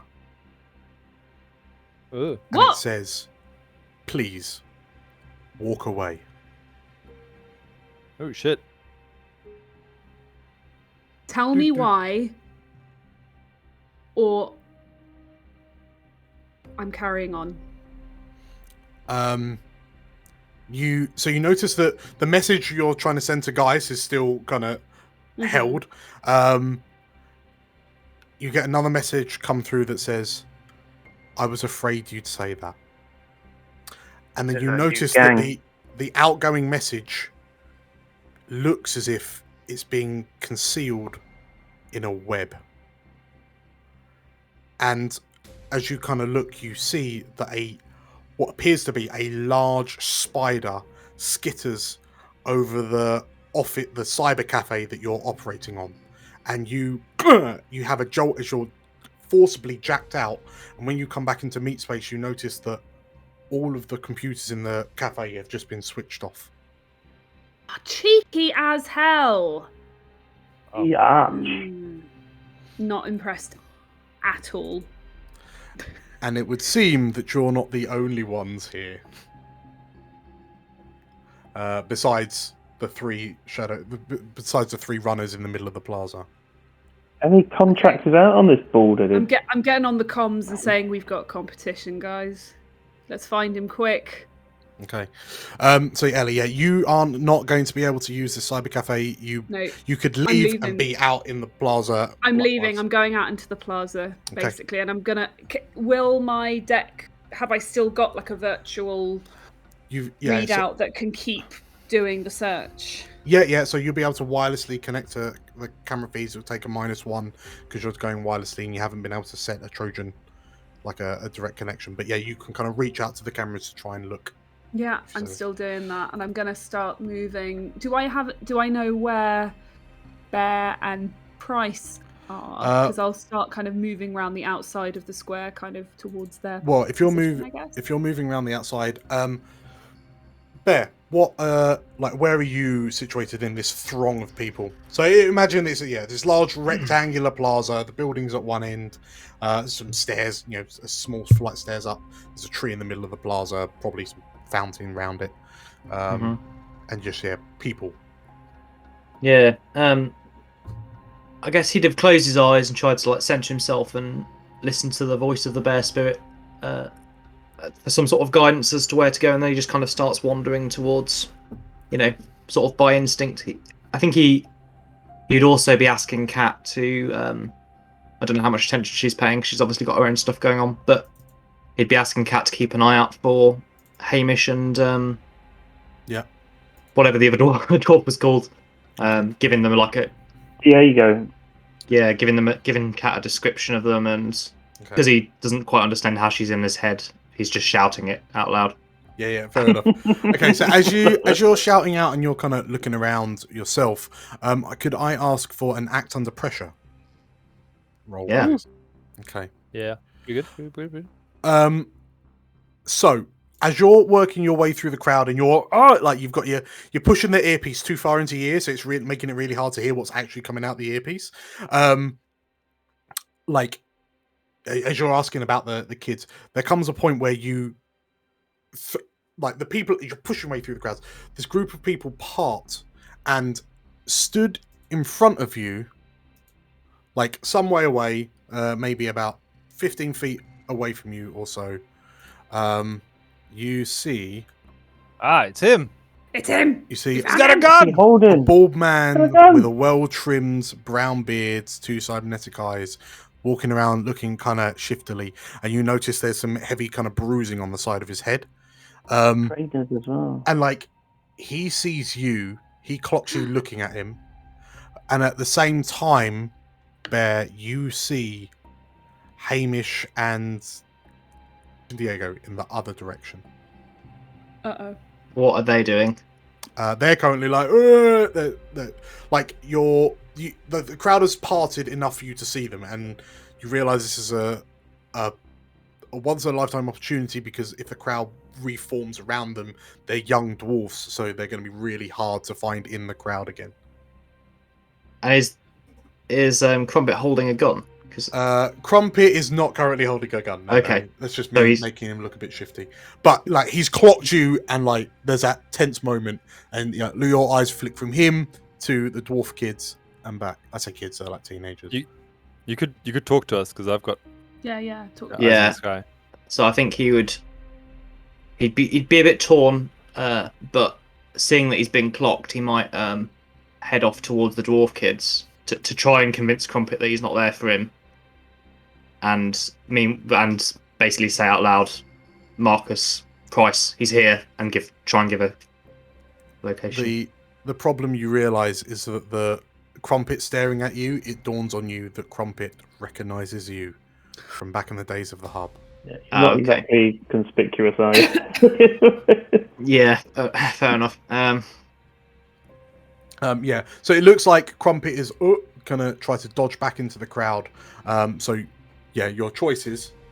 Your ugly choice is follow Crumpet and lose the kids, or vice versa. You could ask us to help with the kids if it means you don't lose the target. Yeah, I don't know. Damn it. How close is Price, I guess? Do we think he's fairly close by, or did we wander off in quite sort of separate directions? I think we would have stayed, not next to each other, but we wouldn't have gone to opposite ends of the plaza. I'm not that crazy to run away from a meat shield. Yeah, so I might ask Price then to... what's the best thing to do here? It's an ugly choice. It is an ugly one. It's really tough. Okay, I'm going to clock where the kids are, but if they don't seem to be in immediate danger, I'm going to stay on Crumpet. If he's attempting to flee from me, then I can't let him go. Cool. Right, so you stick to the mission, and Crumpet clocks you and then desperately tries to make his way, disappear into the crowd, but you kind of shoulder your way through to follow. Price, as Are you letting everyone know? Are you just shouting, "I found him"? I'm trying to describe loudly where I am while running after him. Okay. Yeah. So Price, you can hear kind of garbled communications coming from Bear. It seems like he's found something. What do you do? Do we have a good idea? Do I have a really good idea what he looks like, or? Yeah, you would have seen the vid feed from before. So if I've got a good idea what he looks like, I'm going to start heading in the direction of where Bear is. But because we've got some company, I want to chuck up a couple of illusions of this guy's face on other people around the crowd at random. So it looks like for the other people trying to hunt him. If we know where the real one is, I want to make a few other people look like him. That's Okay. So cool. In which case, if you chuck me a cast a spell roll. Oh, I get plus. No, it's an illusion, isn't it? Oh dear. You might get a +1 to this, because what did I say that your plan Oh, was? it's kind Was of part of you- the plan. Distraction. You were causing distractions. Yes, it's a 7. Okay. Right. So I- that You that get will- your +1. that will push you to a 7, which is a partial success. Okay. Cool. Okay. So in terms of that illusion, we'll look at that one first. So PC. What's the guy's name again? Crumpet? Crumpet is. Cast a spell. So yes, you cast a spell, but you choose 2. So you suffer drain. The effect is loud or otherwise attracts attention. You choose one aspect of the magic that is not entirely under your control. The MC will choose one and twist it. Because you need to also tell me what the spell looks like. So you need to choose a shape. You need to choose an effect, which we know is illusion. I need an illusion of him, so the spell's going to look like him somewhere else in the crowd. So you're just doing like a sphere of illusion around you? Or of different people in the crowd, so making them look like him, so they think that he's them. Sure. They are him. Oh, okay. So, yeah, choose. Whether it means that some of the faces start to look a bit more garbled and crazy, I don't know. Okay, so yeah, we'll use your Arcana to have it affect multiple people. And yeah, choose your 2 poisons. So drain, it's loud, like it attracts attention, or it's not quite how you envisaged it. Probably the drain and not quite how I envisaged it, because then the loudness will just make it seem like I'm the one doing it. So yeah, drain. So I'll take 1 harm, is that right? Yes. Yeah. For the drain, and yeah, just he might only have one side eye on that one. He might actually have hair on that one, or a moustache. There's enough to be a bit confusing, but it's not. If they were clever enough, they might spot they're all a bit. Sure. Okay, so as you try to cast a spell, but you're kind of getting jostled around by the crowd as it happens. You manage to cast a spell, and it flies out. You plumb your Arcana to have it affect multiple people around you. I'll have you take the harm roll in a second. But as the spell casts, you look around and notice that it didn't affect anywhere near as many people as you'd hoped. Actually, sorry, no, I'm going to change that. I'm going to retcon it. It goes off and it affects all the people you expected it to, which is a large number, a few dozen, because everyone's packed in. Ellie, you get a ping. Come up on your cyber deck, and you're like, found him. Ping, ping, bing, bing, bing, bing, bing, bing, bing, bing, bing, bing, bing, and you suddenly have about 35 pings. Guys, what's going on? He's all over the square. I don't know what's going on. It's fine. I've got the real one. I've got the real one. Where? What do you mean the real one? What's the real one? Tell me where. So, Marcus, from your vantage point, you see that there is a circle. There is a group of Colin Boyles who are just like bubbling around, looking a bit confused, and like they start to disperse into the crowd. And you kind of because now you've gone from 1 Boyle to about 36. Yeah. Can I track where Bear's going though? You can try to track Bear, but before we do, Elle, what are you doing now that there's loads of pings on your camera feed? I mean, I'm asking Bear, where am I headed? Where is this guy? yeah, I'm just describing it as best as I can while chasing him. So Okay. whatever I can see. Right. So can I start heading in that direction if I know what he's talking about? Yeah. Well, tell you what. I'll ask you for an act under pressure as well. Yeah. That's fine. Not my biggest strength, but let's try. And as this happens, actually, off the back of that, oh no, you rolled a 7, didn't you? Never mind. Okay. Can I assist because I'm describing where she needs to go? Yeah. Roll a helper interfere bear. Okay. Yeah. And I get a bonus, don't I? Because we've got a help interfere. Okay. +2 now, aren't you?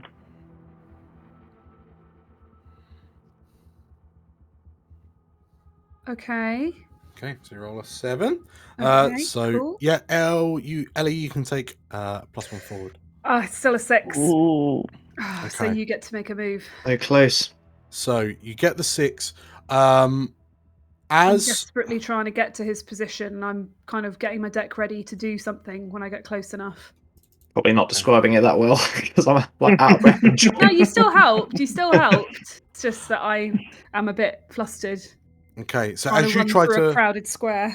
as you're going through the crowd and you're kind of bumping into people, you kind of moving through the crowd at pace does in fact draw some attention. And Marcus, as you, from your vantage point, you notice that the 3 Shadowrunners at the tree in the center of the plaza have looked over, like they've noticed that there's loads of people wandering around with the same face, and there appears to be someone trying to multiple people trying to move through the crowd.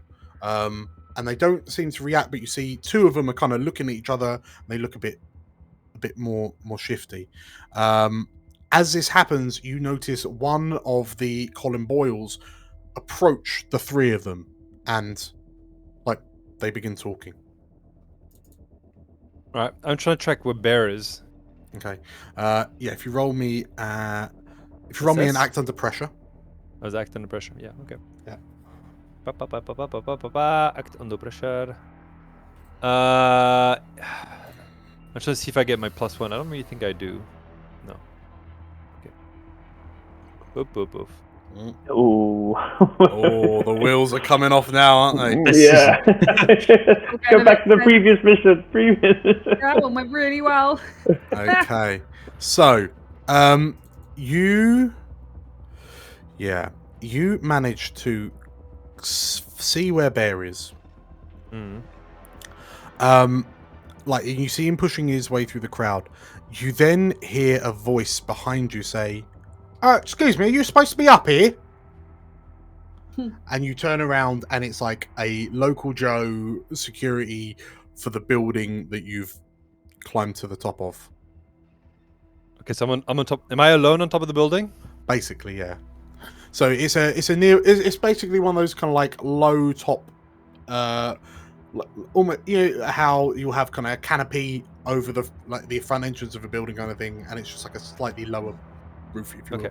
So you're there. So you're only 4 floors up, but you can see down onto the plaza. But yeah, this guard has just kind of clearly seen you from a window from one of the higher floors come out and be like, what are you doing? I shoot him. Whoa! With my gel rounds.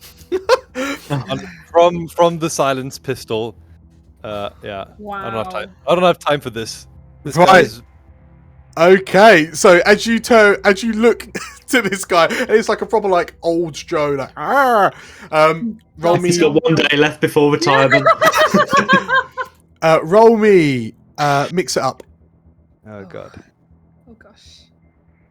Wait, his badge is going to say Shane McConnell on it. It's his new job. I don't really get... No, there's no advantages. It's just a straight mix it up. Okay, with synth. Come on. Okay. Oh, no.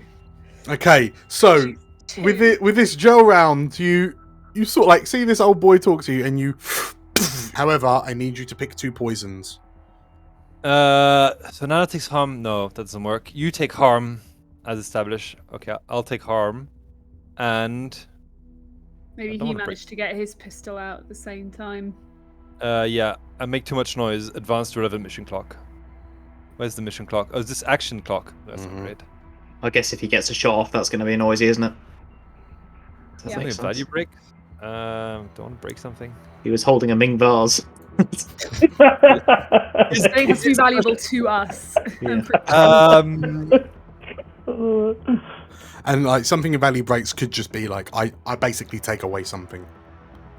Yeah, I don't really have much of value though. So It doesn't Gun. necessarily have to be you specifically. okay, something of value breaks, and I take harm. Okay, so as you turn around and you shoot this guy point blank in the You're chest gonna fall off the roof. with a Yeah. gel round, and he kind of he takes it to the chest, and you're surprised that he's wearing kind of body armor. And he looks down and he runs at you and Oh, shit. effectively just like tackles you, and you fall off the roof and hit the slope side of the roof, and you boom and kind of fall off the roof onto the ground. So I will say that fall, it will be like 2 damage because it's quite a hefty fall. Fuck. So as this old boy kind of tackles you over before he kind of passes out. And I need you to make a harm roll, please. Oh, jeez. Damn it. Maybe I shouldn't have chosen harm. Yeah, harm sucks. In an elevated position with a DM. I'd go. Oh, you Yes. did it. Well done. No, read it a bit Choose closer. one. Read it a bit closer. I So still take one. choose I one. lose an arm. No, that's ridiculous. Just from. Oh. So this is actually the higher you roll is the worst. So you're Yeah. out of action. No. You take +1 harm, or you lose the use of cyberware until you can replay it, or you lose a body part. Oh wait, so it sucks basically. Yes. Yeah. Oh It shit. sucks. So did your armor kick in on that harm? Have you Because used your armor? I'm wearing armor, but it like doesn't help with the. So it just versus a gives you fall, one right? extra harm. That might be the one to go for. Take the form before. Take +1 harm. I don't. Yeah, that's not great. I don't want to be unconscious. None of them are great, Anton. Lose the They're body all going to part. be quite a heavy. All right, I take +1 harm. Let's go. +1 harm. Okay. So you, you land as you fall. You land on the corner of some. Oh, So it's like a small wall, and you Railing. over the back of the wall, and there's a in your back as you land on it, and you sprawl out on the floor. You see a couple of the protesters look around and kind of wonder what on earth just happened.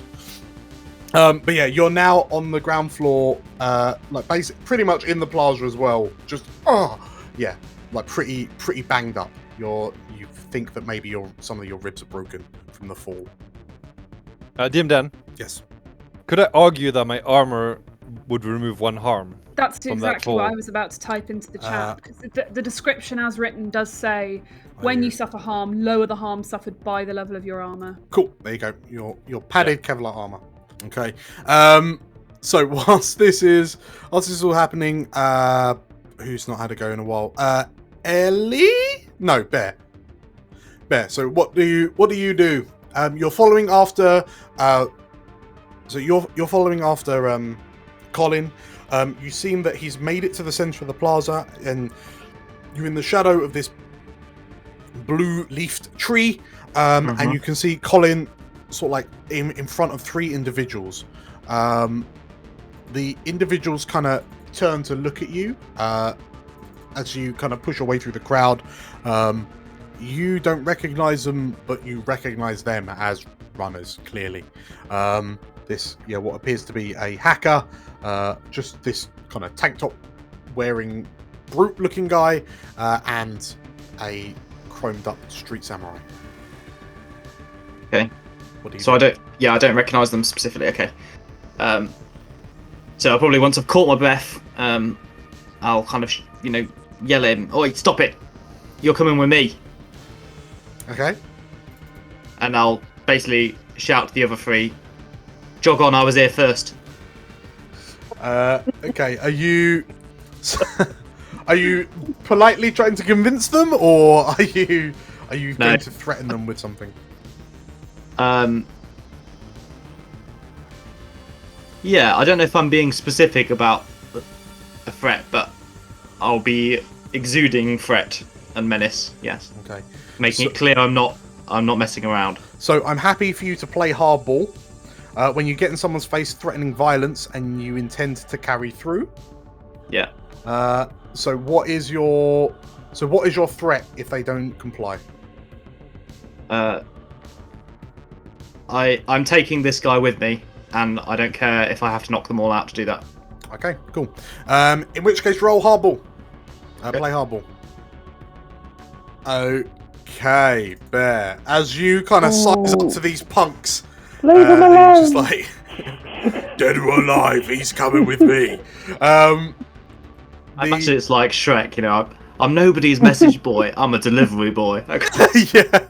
So as you size up against these NPCs, they take one look at you, and oh boy, here we go. Oh no. The street samurai looks to you and looks you up and down, sneers. What it's a weird sneer because the bottom jaw is all cybernetic, right? And then says, "I'd like to see you try." And you watch as this street samurai's hands fold backwards and taser points come out of his wrists. Holy shit. And the tank top guy kind of looks to him, pulls out a knife. The hacker just, oh shit, and backs off a little bit. And yeah, they look like they're getting busy. So we're gonna advance this to 9. Marcus, 9 Bryce. o'clock. Okay, and as this is happening, what time is it? It's now 9 o'clock. Okay, so Marcus, you hear Bear kind of going, Marcus. Ellie, everyone hears it. But yeah, Bear, you're now stood facing off against these three kind of rookie runners. And Colin Crumpet is just kind of his head spinning from you to them, and you see him try to kind of attempt to dart away. Bear, what do you do in this moment? I'm gonna attempt to disable Colin in some way so that he can't run for it.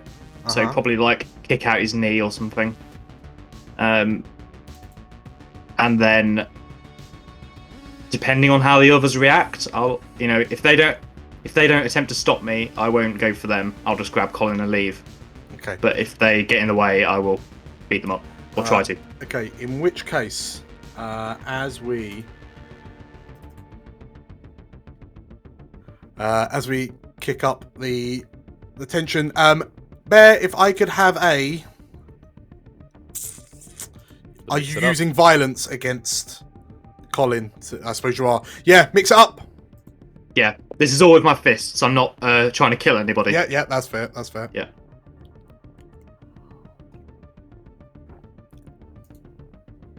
Okay. Woo! Nice. Okay. So as you kind of stride forward, you kind of push the street samurai out the way and kind of go, coming with me, and you grab the ankle, the lower leg of Colin, and kind of pull him to the ground. You have successfully kind of obtained Colin. You've successfully obtained Crumpet. And you turn around to kind of face off against the others. One of them leaps forward. So the taser guy that you pushed out of the way lunges at you and attempts to shock you with his taser. He basically just jams a taser into the side of your neck and does... where is it? Taser. Hand taser. And you, as you're fed multiple thousands of volts through the neck. So it is a, if I could have a harm roll, please. Yep, sure. Ignore armor then. Okay. So you lose your footing, you lose your grip on whatever you're holding. Yeah. That's way better than what I got. Yeah. I was like, Yeah. 10, great, and it's actually worse. So as this street Sam, like you've basically knocked Colin to the ground, then you get tasered in the side of the neck. Your hand lets go of Colin. He's still on the ground. He's not gotten away, but you don't have him anymore. Yeah. As this street Sam like that. Yeah, I feel it. And as this is happening, like there's a commotion as people are starting a fight in the middle of the plaza, and like the protesters are starting to move away. So Ellie, what do you do? Am I within sight of what's going on? You can see that there's a commotion up by the tree, and people are starting to fan away from the fight. Yeah. So, basically, I'm going to try and get as close as possible because I assume I might need to be within range for this to work. And I don't know who's actually. I assume the scuffle is Bear and Colin, but I don't know for sure right this second. So really, I'm going to leg it in that direction. And as soon as I'm within sight, I've got an action I want to have a go at. Yeah, so I mean, you get to a position where you can see like Bear is stood there vibrating as this guy tases him and just. I feel sorry for Bear right now, but I think the most important thing is the objective. So what I'm going to try and do, if you'll let me, is I want to try and turn off Colin's eyes. Oh, nice. Okay. Wow. If I can remotely, just like try and if I have to get closer to him, that's fine. No, he does have a neural interface, so you probably could. Yeah, I'm gonna tap into it. Okay, so if you can give me we'll just jump straight to the login, but you'll get a -1 to this because you're wireless. Yeah, because I'm wireless. That's fine. Can I use some intel on him? Like maybe something about. Where was the So intel I've got from? one from the meet with McSmith. This would be, I think. So could there be some information So on? I had a +1 advance on his cyberware, right? Right. From the assess I did on the foil. So I that just can give me a wondered. Can I give that to Kat? Yeah, I wonder Yeah. if I knew something about his cyber eyes, it might make it easier to Tell you what, I will. locate them and. I'm log happy into for them. you to So Marcus, you can use your hold to give the intel to Kat. So we use. Well, both it wasn't those a, up. it wasn't a hold. It was an advance that I got from the assess I did previously. Right. Okay. So you can Right. hand that off as the intel to basically counter out the wireless because you've got the Yes. exact specifications of the interface that you're trying to hack. Yes, exactly. Cool, So cool. can I just do a straight roll? Straight roll. on that? Okay. Please. No. It's a 5. Gosh darn it. Okay. So I'm in, but something's going to happen. You're in. So your access is restricted. Yes. So you'll take -1 ongoing whilst working Yes. through this guy's head. And there will be ice. Yes, that's fine. That is okay. Okay, so if you quickly roll me a console cowboy. Yes, certainly can. Yeah, it's a pass. Okay. 3 holes. So 3 hold. So as you log in, worryingly, you see like as you kind of feed in, basically you've kind of gone into Colin's brain, like, and you realise that it is a data storage implant that he's had. Yeah. That clearly he's uploaded the data to this implant that he's had. Ooh, okay. But in front of you is a red ice, Yeah. which looks to you for a moment and attempts to wind up one of its programs. I'm going to use one of my 3 hold to basically cancel that whatever routine it's charging up. Okay, so as you quickly shut down the ice and it kind of goes into a hibernating state. Okay. You're currently in this you're in his head, but you're kind of trapped. I'm trapped. Okay, no, that's fine. Sorry, you're stuck outside, basically. I You want haven't what I accessed the property. want. I mean, if it's still my turn, what I would love to do is download whatever he's got in that neural interface and wipe his copy. So whatever he's got is useless. Okay, what we are gonna do as you jack in, set the scene. Bear is getting electrocuted in the middle of this plaza. You're like, Yeah, sorry, Bear. you see like as you kind of log in, like hack into Colin's system, you see an outgoing call, like an emergency call go out,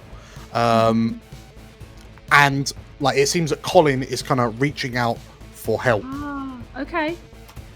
Can I shut that down Shit. with one of my hold?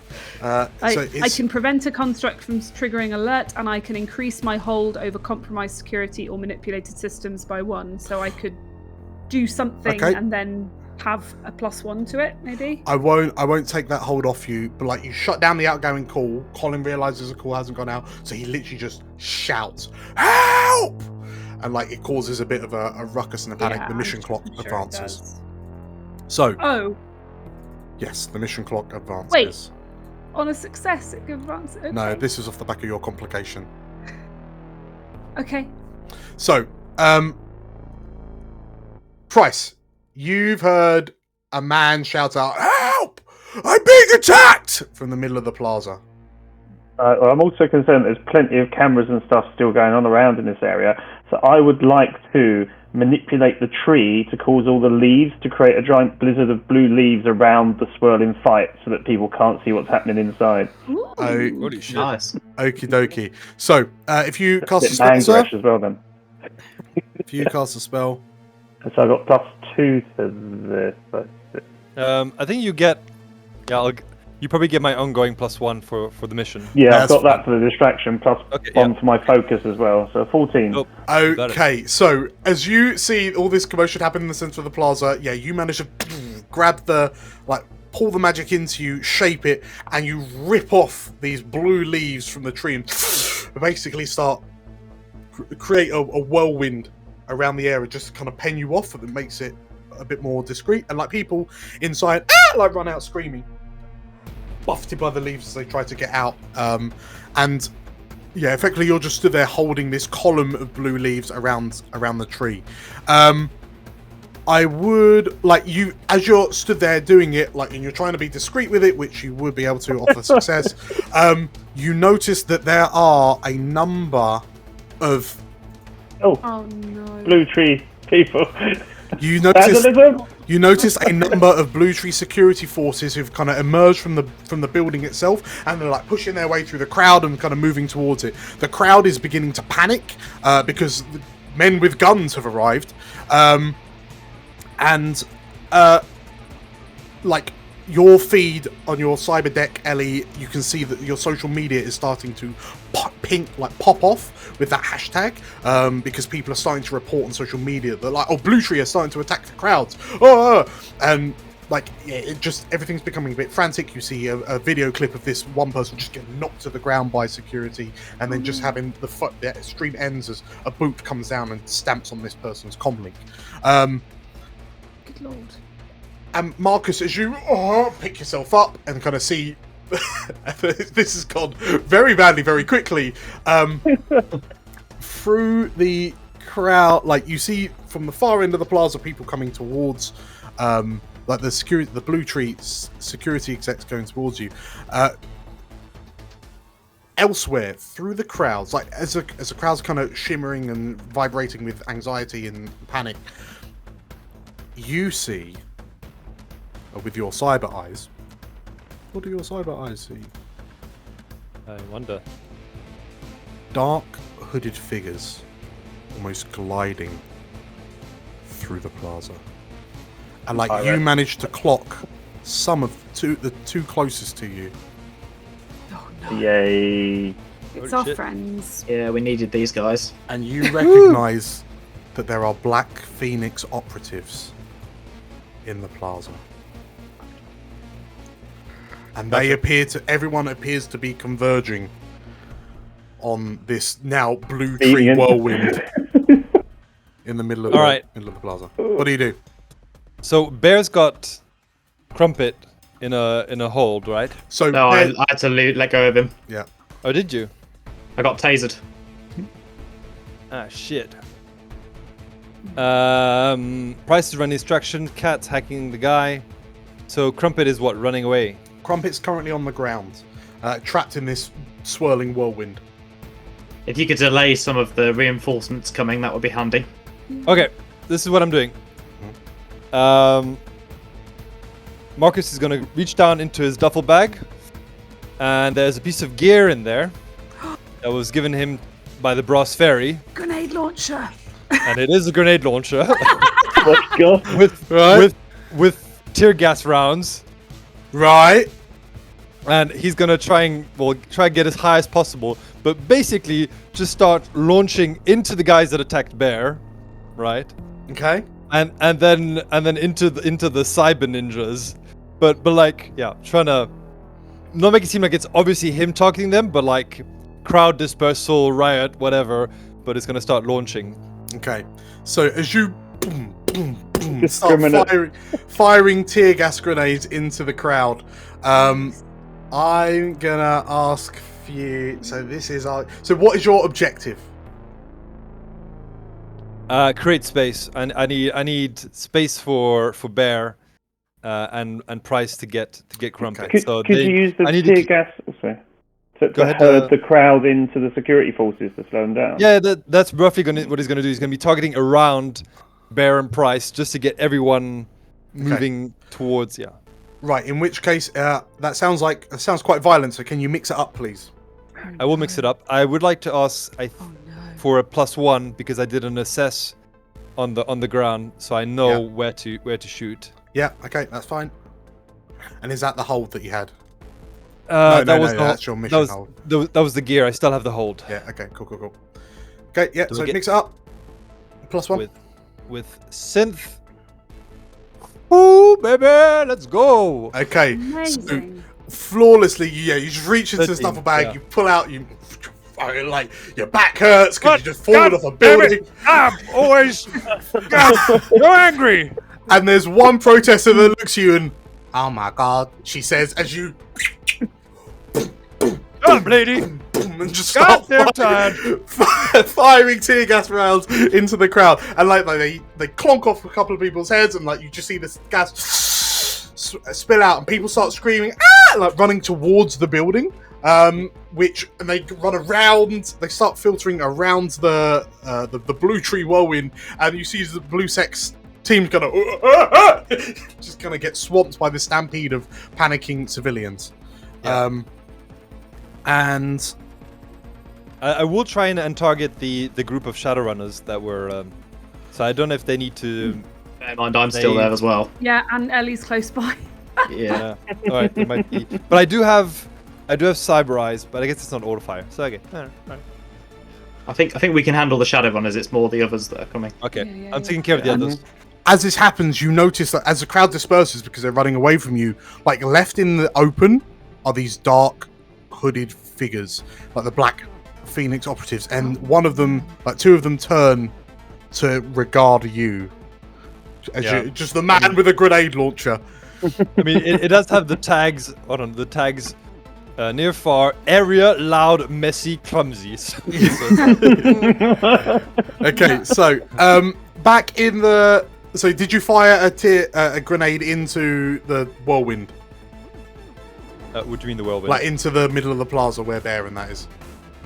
But the problem is they'll take harm if I do it, correct? Yes. Okay. So no. Okay, fine. So yeah, Bear, you're in the you've been tasered. The taser comes away from your neck, and you hear, "Yeah, do you want some more?" What do you do? Because you notice that Colin is Crumpet's slowly getting to his feet, and he's seeing everything that's happening around him, and he looks like he's just gonna bolt. Yeah. But the samurai guy's the only one actively attacking me. The others are kind of winding. Well, the Decker's just trying to stay out of it. The Cyber Ninja's going for you. Like the Street Samurai's going for you. The other guy looks like he's about to jump in the fist fight as well. Yeah. Okay. I'm gonna try and quickly lay out the samurai and the other one. I'll leave the Decker alone if they don't seem like a threat.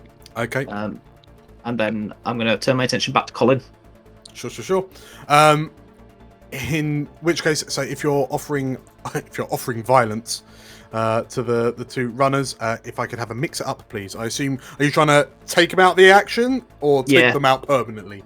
I mean, the Git did taser me, but Yes. no, Yeah, I'd probably still be trying not to kill them, but I don't care how badly I hurt them, other than that. So, yeah. Sounds about right. Yeah. Okay, yeah, mix it up.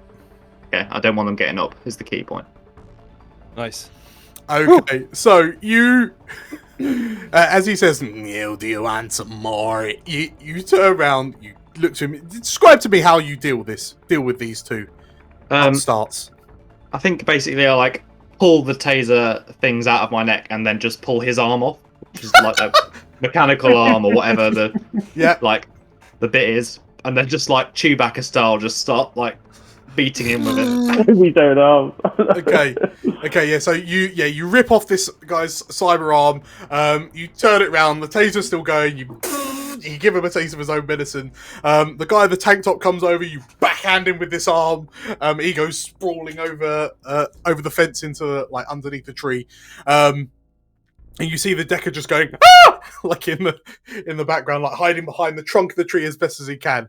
The cyber guy gets back up and goes to jump at you, but then you go buzz him again, and he falls over. And the two of them are just out cold. And like Colin has stood up and he's looking at you, and he's like, his face has gone white. I'm like, don't even think about it. Don't make me run again. Okay. You've successfully contained. You've regained a Colin Boyle. Price, what are you doing? Does this Decker look like it's going to be a problem, or is it more the two shadow people that get the two? In fact, given my background, I'm a bit more worried about the two Phoenix people. Yes, so the crowd dispersing, you can see that there are Black Phoenix operatives. They're walking most of them are walking towards the whirlwind. You notice that one has seen you, clearly casting a spell, like holding a spell up, and is now moving towards you. And as they approach, you see their hand just kind of forward into their arm, and a blade, like a long, wicked praying mantis style blade, kind of comes out of her arm, and she in which case I've got to keep these feathers, these leaves up to make sure that everything's nice and incognito inside, but I'll have to just hold her back as well then, so I will levitate her and sustain a second spell by keeping her back there. Okay. Pinning her back. Yeah, roll me another cast a spell. So this is a manipulation, so you will get +1 to it. Ooh, yes. Okay. Woo! So 11. So this it is also a -1 because I've got quickening, so I can hold two things without sustaining. So I've got the leaves up without a minus, and this one with a minus, but it's an 11 anyway. So in which case, this Black Phoenix operative kind of looks at you and like she starts running towards you on kind of hydraulic piston legs, and as she leaps and the blade kind of rears back for a spring-mounted stab, you manage to grab her in midair, and the blade kind of ends just in front of your eyes as you kind of push her away with your telekinetic powers and just kind of hold her in place, and she's kind of thrashing in the air as she's trying to swing at you. And like you can see her, these black eyes with red pinpoint pupils just kind of reconfiguring. She's trying to focus on you as she struggles against your magic. Everything is awesome. So whilst you've got this Black Phoenix operative kind of held up, Ellie, what are you doing? I'm still trying to get into this guy's head. Okay. What was the last thing I did? I sort of logged in and dealt with the ice, didn't I? Yes. But then my plan was to go a step further and see what I could either extract the information, or it was just securing it. So I might, if I can't do that, I'll just wipe it. Okay, so if you roll me a comprise security. Yes, compromise security. As you try to hack. The hell's happening with my rolls today? Oh, no. Okay. Right, it's a 5. So, as you kind of fix in you notice that the data petition that you're trying to hack, it seems unusually tough, and you get a little notification pop up in your world. It's an avatar. An avatar materializes of one of those kind of like smiling Venetian style porcelain masks with like the painted smile, the gold filigree around the eyes, and you hear a voice in your head say, "Hello again, witch's cat." And you recognize the mask as the avatar of the Man of Whispers. Oh, fuck that. I'm leaving. Exit stage left. Yeah, right? So are you jacking out? I get a +1 forward to jacking out under pressure. That's fine. So you're not being held in. So you can just pull the plug and you're out. Okay. Yeah. Let's go old school. I'm just gonna run to help Bear contain Whacking with Colin. the deck. Yeah. Okay. I'm not hanging about when the Man of Whispers is here. Okay, yeah. So for some reason, Colin seems to have a Man of Whispers presence in his head. Rubbish. No. You managed to get to you managed to get to the whirlwind, and you shield yourself as you push yourself through the leaves. You see the decker kind of squeak again as you enter into the plaza. You can see Bear just kind of telling Colin not to move. And what do the two of you do? I think Bear would be shouting at Ellie to it's time to go. Got what we needed. Let's get out of here. Have you got him? Yeah, I've got him by the scruff of the neck. Yeah. Okay, let's go. Okay. And we sort of start exiting away from the Black Phoenix people. Okay. Different direction. You emerge, and like as you emerge from the whirlwind, you can see that effectively from the southern half, the east to the west via the south, converging on your location are these Black Phoenix operatives, and there's about 5 in total. One of them is floating in the air. Was I keeping them busy with my my grenade launcher though? Yes. So actually, yeah. So 2 of them are still walking towards you. One is floating in the air. 2 of them are heading towards Marcus. And like seeing that as you start to kind of move away from them because Blue Tree security is still being tied up by the panicking crowds. And like your social media is still going crazy as everything's happening. There's a whirlwind. There's people walking through the crowds. And what's up? There's someone floating. You see one final message. You see a final notification come up that says, "You were warned. M." Yep. Oh, what's his name? Mobius. Meridius. And Marcus, how are you holding off the two, as these 2 Black Phoenixes are moving towards you? How are you holding them off real quick? I'm just firing grenades at them. Okay, so you're just firing grenades. You just see clunk. One of them takes a hit and it kind of rips the skin off the subdermal plating. And as you keep them busy, Bear, Ellie, as you're kind of running, like pulling away the Colin, who's like kind of thrashing against you slightly, you all hear a single shot. And Marcus, you almost hear the... And Ellie and Bear, you are splattered with blood as Colin's head explodes like a melon. And you realise a single sniper round has gone in the back of his head, ripped through the side where this implant was, and come out the front. And as this man's brains and cyberware splatter across the plaza, you see that notification. You were warned. Damn. Oh my. Damn it. As the sound of the gunshot rings out, the crowd panics even more. The Black Phoenix operatives stop and like turn to look at what's happened.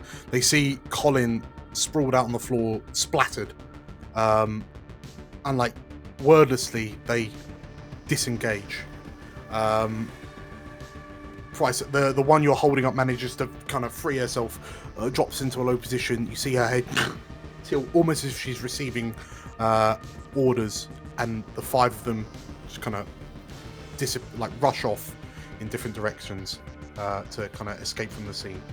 And you appreciate as the Blue Tree security forces manage to work their way through the panicking crowds, which are now completely dispersed away from the plaza. It's probably wise if you make a dash too.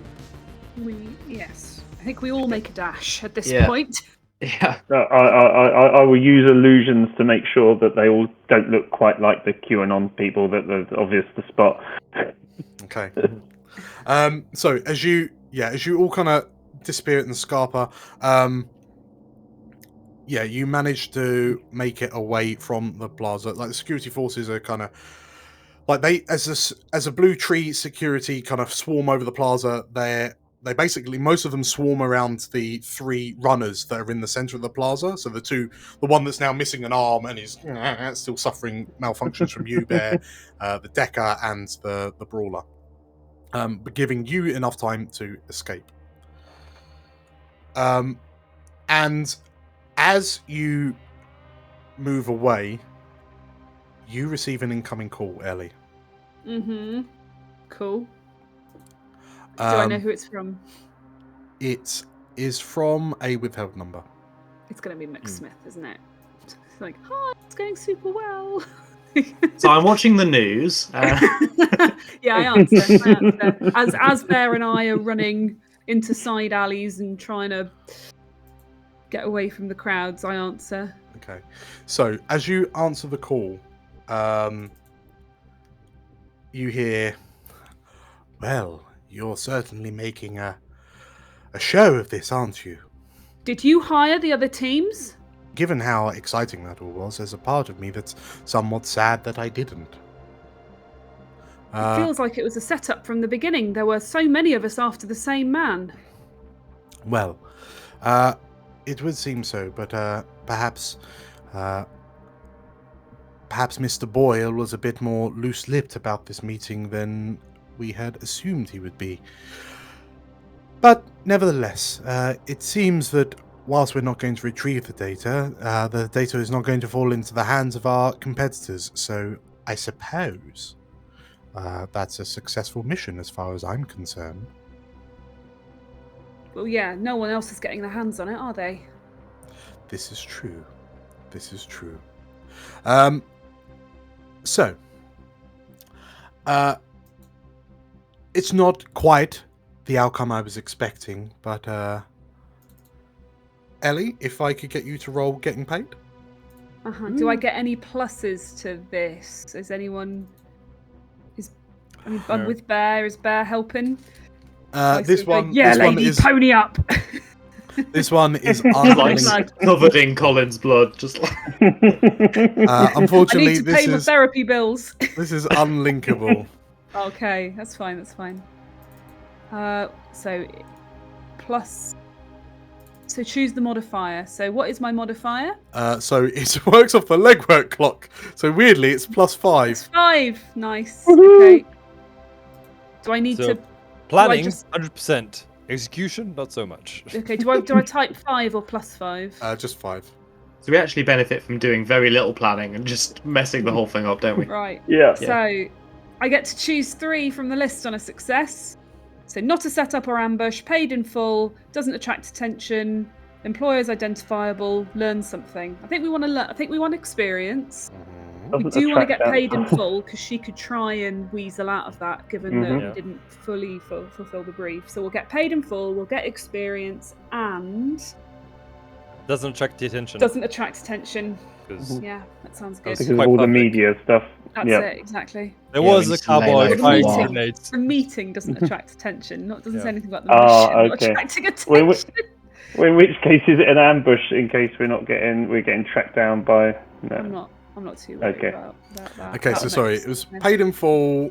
Everyone marks experience and The meeting doesn't attract attention. cool. Okay, very well. So, out of curiosity, you wouldn't happen to know who the now deceased Mr. Boyle was attempting to sell the information to? Do you? We do know, don't we? No, I reckon it was. Who We do you don't reckon know. it was, Price? Oh, well, just he had that call for help, and Black Phoenix turned up. So either he was selling it to them, or he was talking working to on the their runners, behalf. wasn't he? Yeah, but Okay. when you were in his head, he called for help, and that's Yeah, when yeah. Black So I Phoenix can tell turned her. up. I might tell her that. I'll say, well, he seemed to be he seemed to be talking to a bunch of Shadowrunner types, but actually, when I tried to hack into his neural interface, he sent a call out to a fairly shady organization you might be familiar with, Black Phoenix. Oh dear, that is a wrinkle, isn't it? Says the elf. Well, I suppose I'm happier that this isn't. I'm happy that Hades' information is not in the hands of Black Phoenix. They've been a nuisance, to be sure, but fair is fair. You've sort of completed the mission that I've given you, but you put on such a show, then I'm feeling in a charitable mood. So, I'm wiring your payments as promised. And don't take it personally that I might not be reaching out to you in the near future. I can only take so much excitement at any given time. That's understandable. Yeah. It was a pleasure doing business with you. I mean, Ellie looks down at herself and Bear and all the blood and brains like dripping off us, and I say, yeah, real pleasure. Okay. There's a titter of a laughter, and then ta-ta, and the vidlink closes. Right. And as you all kind of as the news feeds become awash with this violent protest outside of Blue Tree, you all gingerly pack yourselves into Price's car, and I think, Price, you're the only one that's not banged up in any real way. Like, Pretty much. like Bear's twitching ever so slightly. Like, Marcus has got some cracked ribs. Ellie's just covered in brain and circuitry. Yeah. Crack your I'm ribs just and a going to play it grenade like the launcher. dad who's, I'm going to be the dad who's picked up the kids from a bad night out and just into the Is it car. Price in front and all three of us in the back? Yeah. Yeah. Like, don't worry, we're going to get ice cream now. Seatbelt on via the drive-through on the way home. Price has put like plastic sheets down so we don't ruin Oh, his I car. Yeah. Plastic sheets there. Amazing. If you're going to throw up out the window. Take your shoes off, please. Oh, love it. And yeah, as the four of you kind of pull away, just slip away from this plaza. Congratulations on completing the mission. Yay. So, looking through. So, you accepted the job. You mark experience. Would we argue that you found out who Boyle's giving the chip to? No.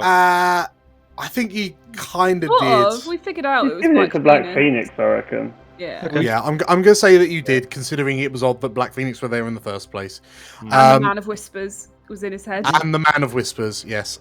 So you located the meat, you mark experience. You did not retrieve the chip, so unfortunately not. And the mission was completed successfully. So the mission will give you 4 XP. Your negotiation will give you an additional XP. All but Bear, unfortunately, will get an additional one for being human. So it's a 5 or 6 XP for you all, which will mean some advances. As you pull away from the chaos, in a nearby building overlooking the plaza, a troll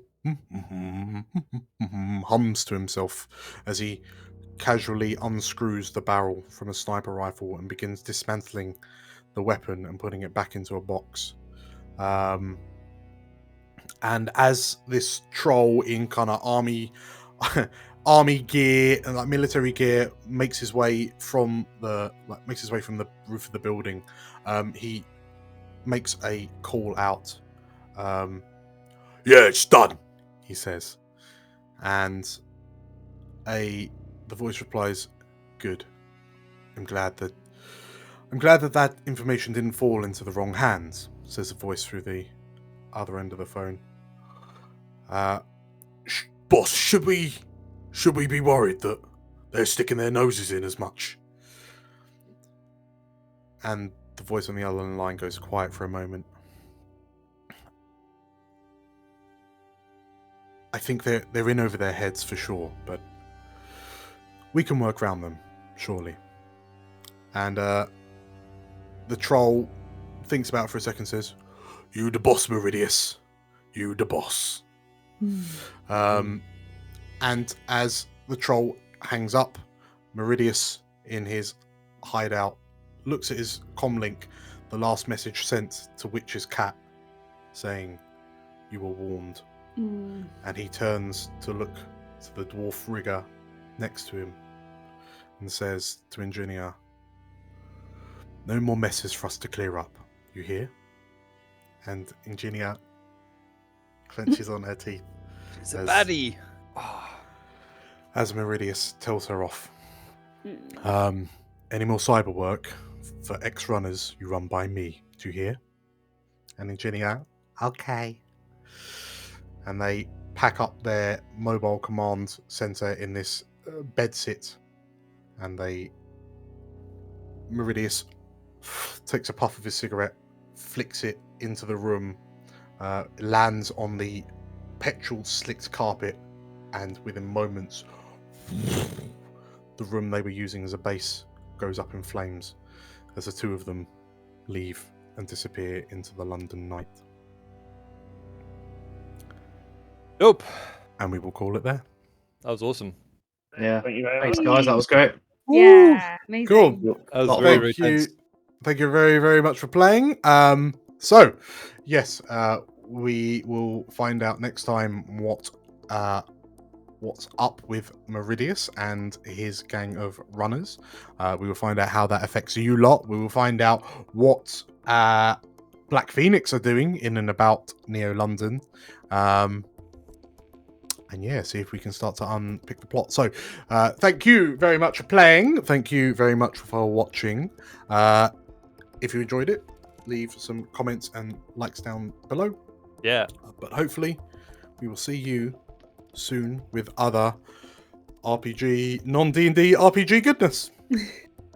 Cool. Cool. Sweet. Very much. Take care, everyone. Thanks. Take care. Bye. Bye. Bye, bye, bye, bye.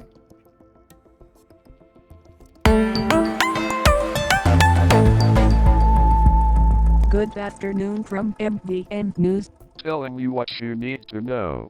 We come to you with breaking news of clashes between Blue Tree security forces and violent protesters in the plaza outside the Shoreditch Blue Tree offices. The protesters, who have yet to represent a valid or unified reason for their unrest, were seen aggressively trying to gain entrance to the offices, presumably under the instruction of terrorist agents of the underground. The violence was halted and the crowds dispersed by NLPD forces after the mastermind behind the attack, a so-called Shadowrunner identified as Colin Boyle, was shot by an NLPD sniper unit. Boyle was pronounced dead at the scene. NLPD has so far made 184 arrests in the aftermath of the protest, as their investigation continues. We now return you to your previously scheduled broadcast. If you enjoyed the video, please leave a like and comment down below. You can find more Explorers of Elsewhere content right here. You should also go ahead and subscribe to the channel by clicking right here. Click the bell to receive notifications of new uploads. Until next time, stick to the shadows.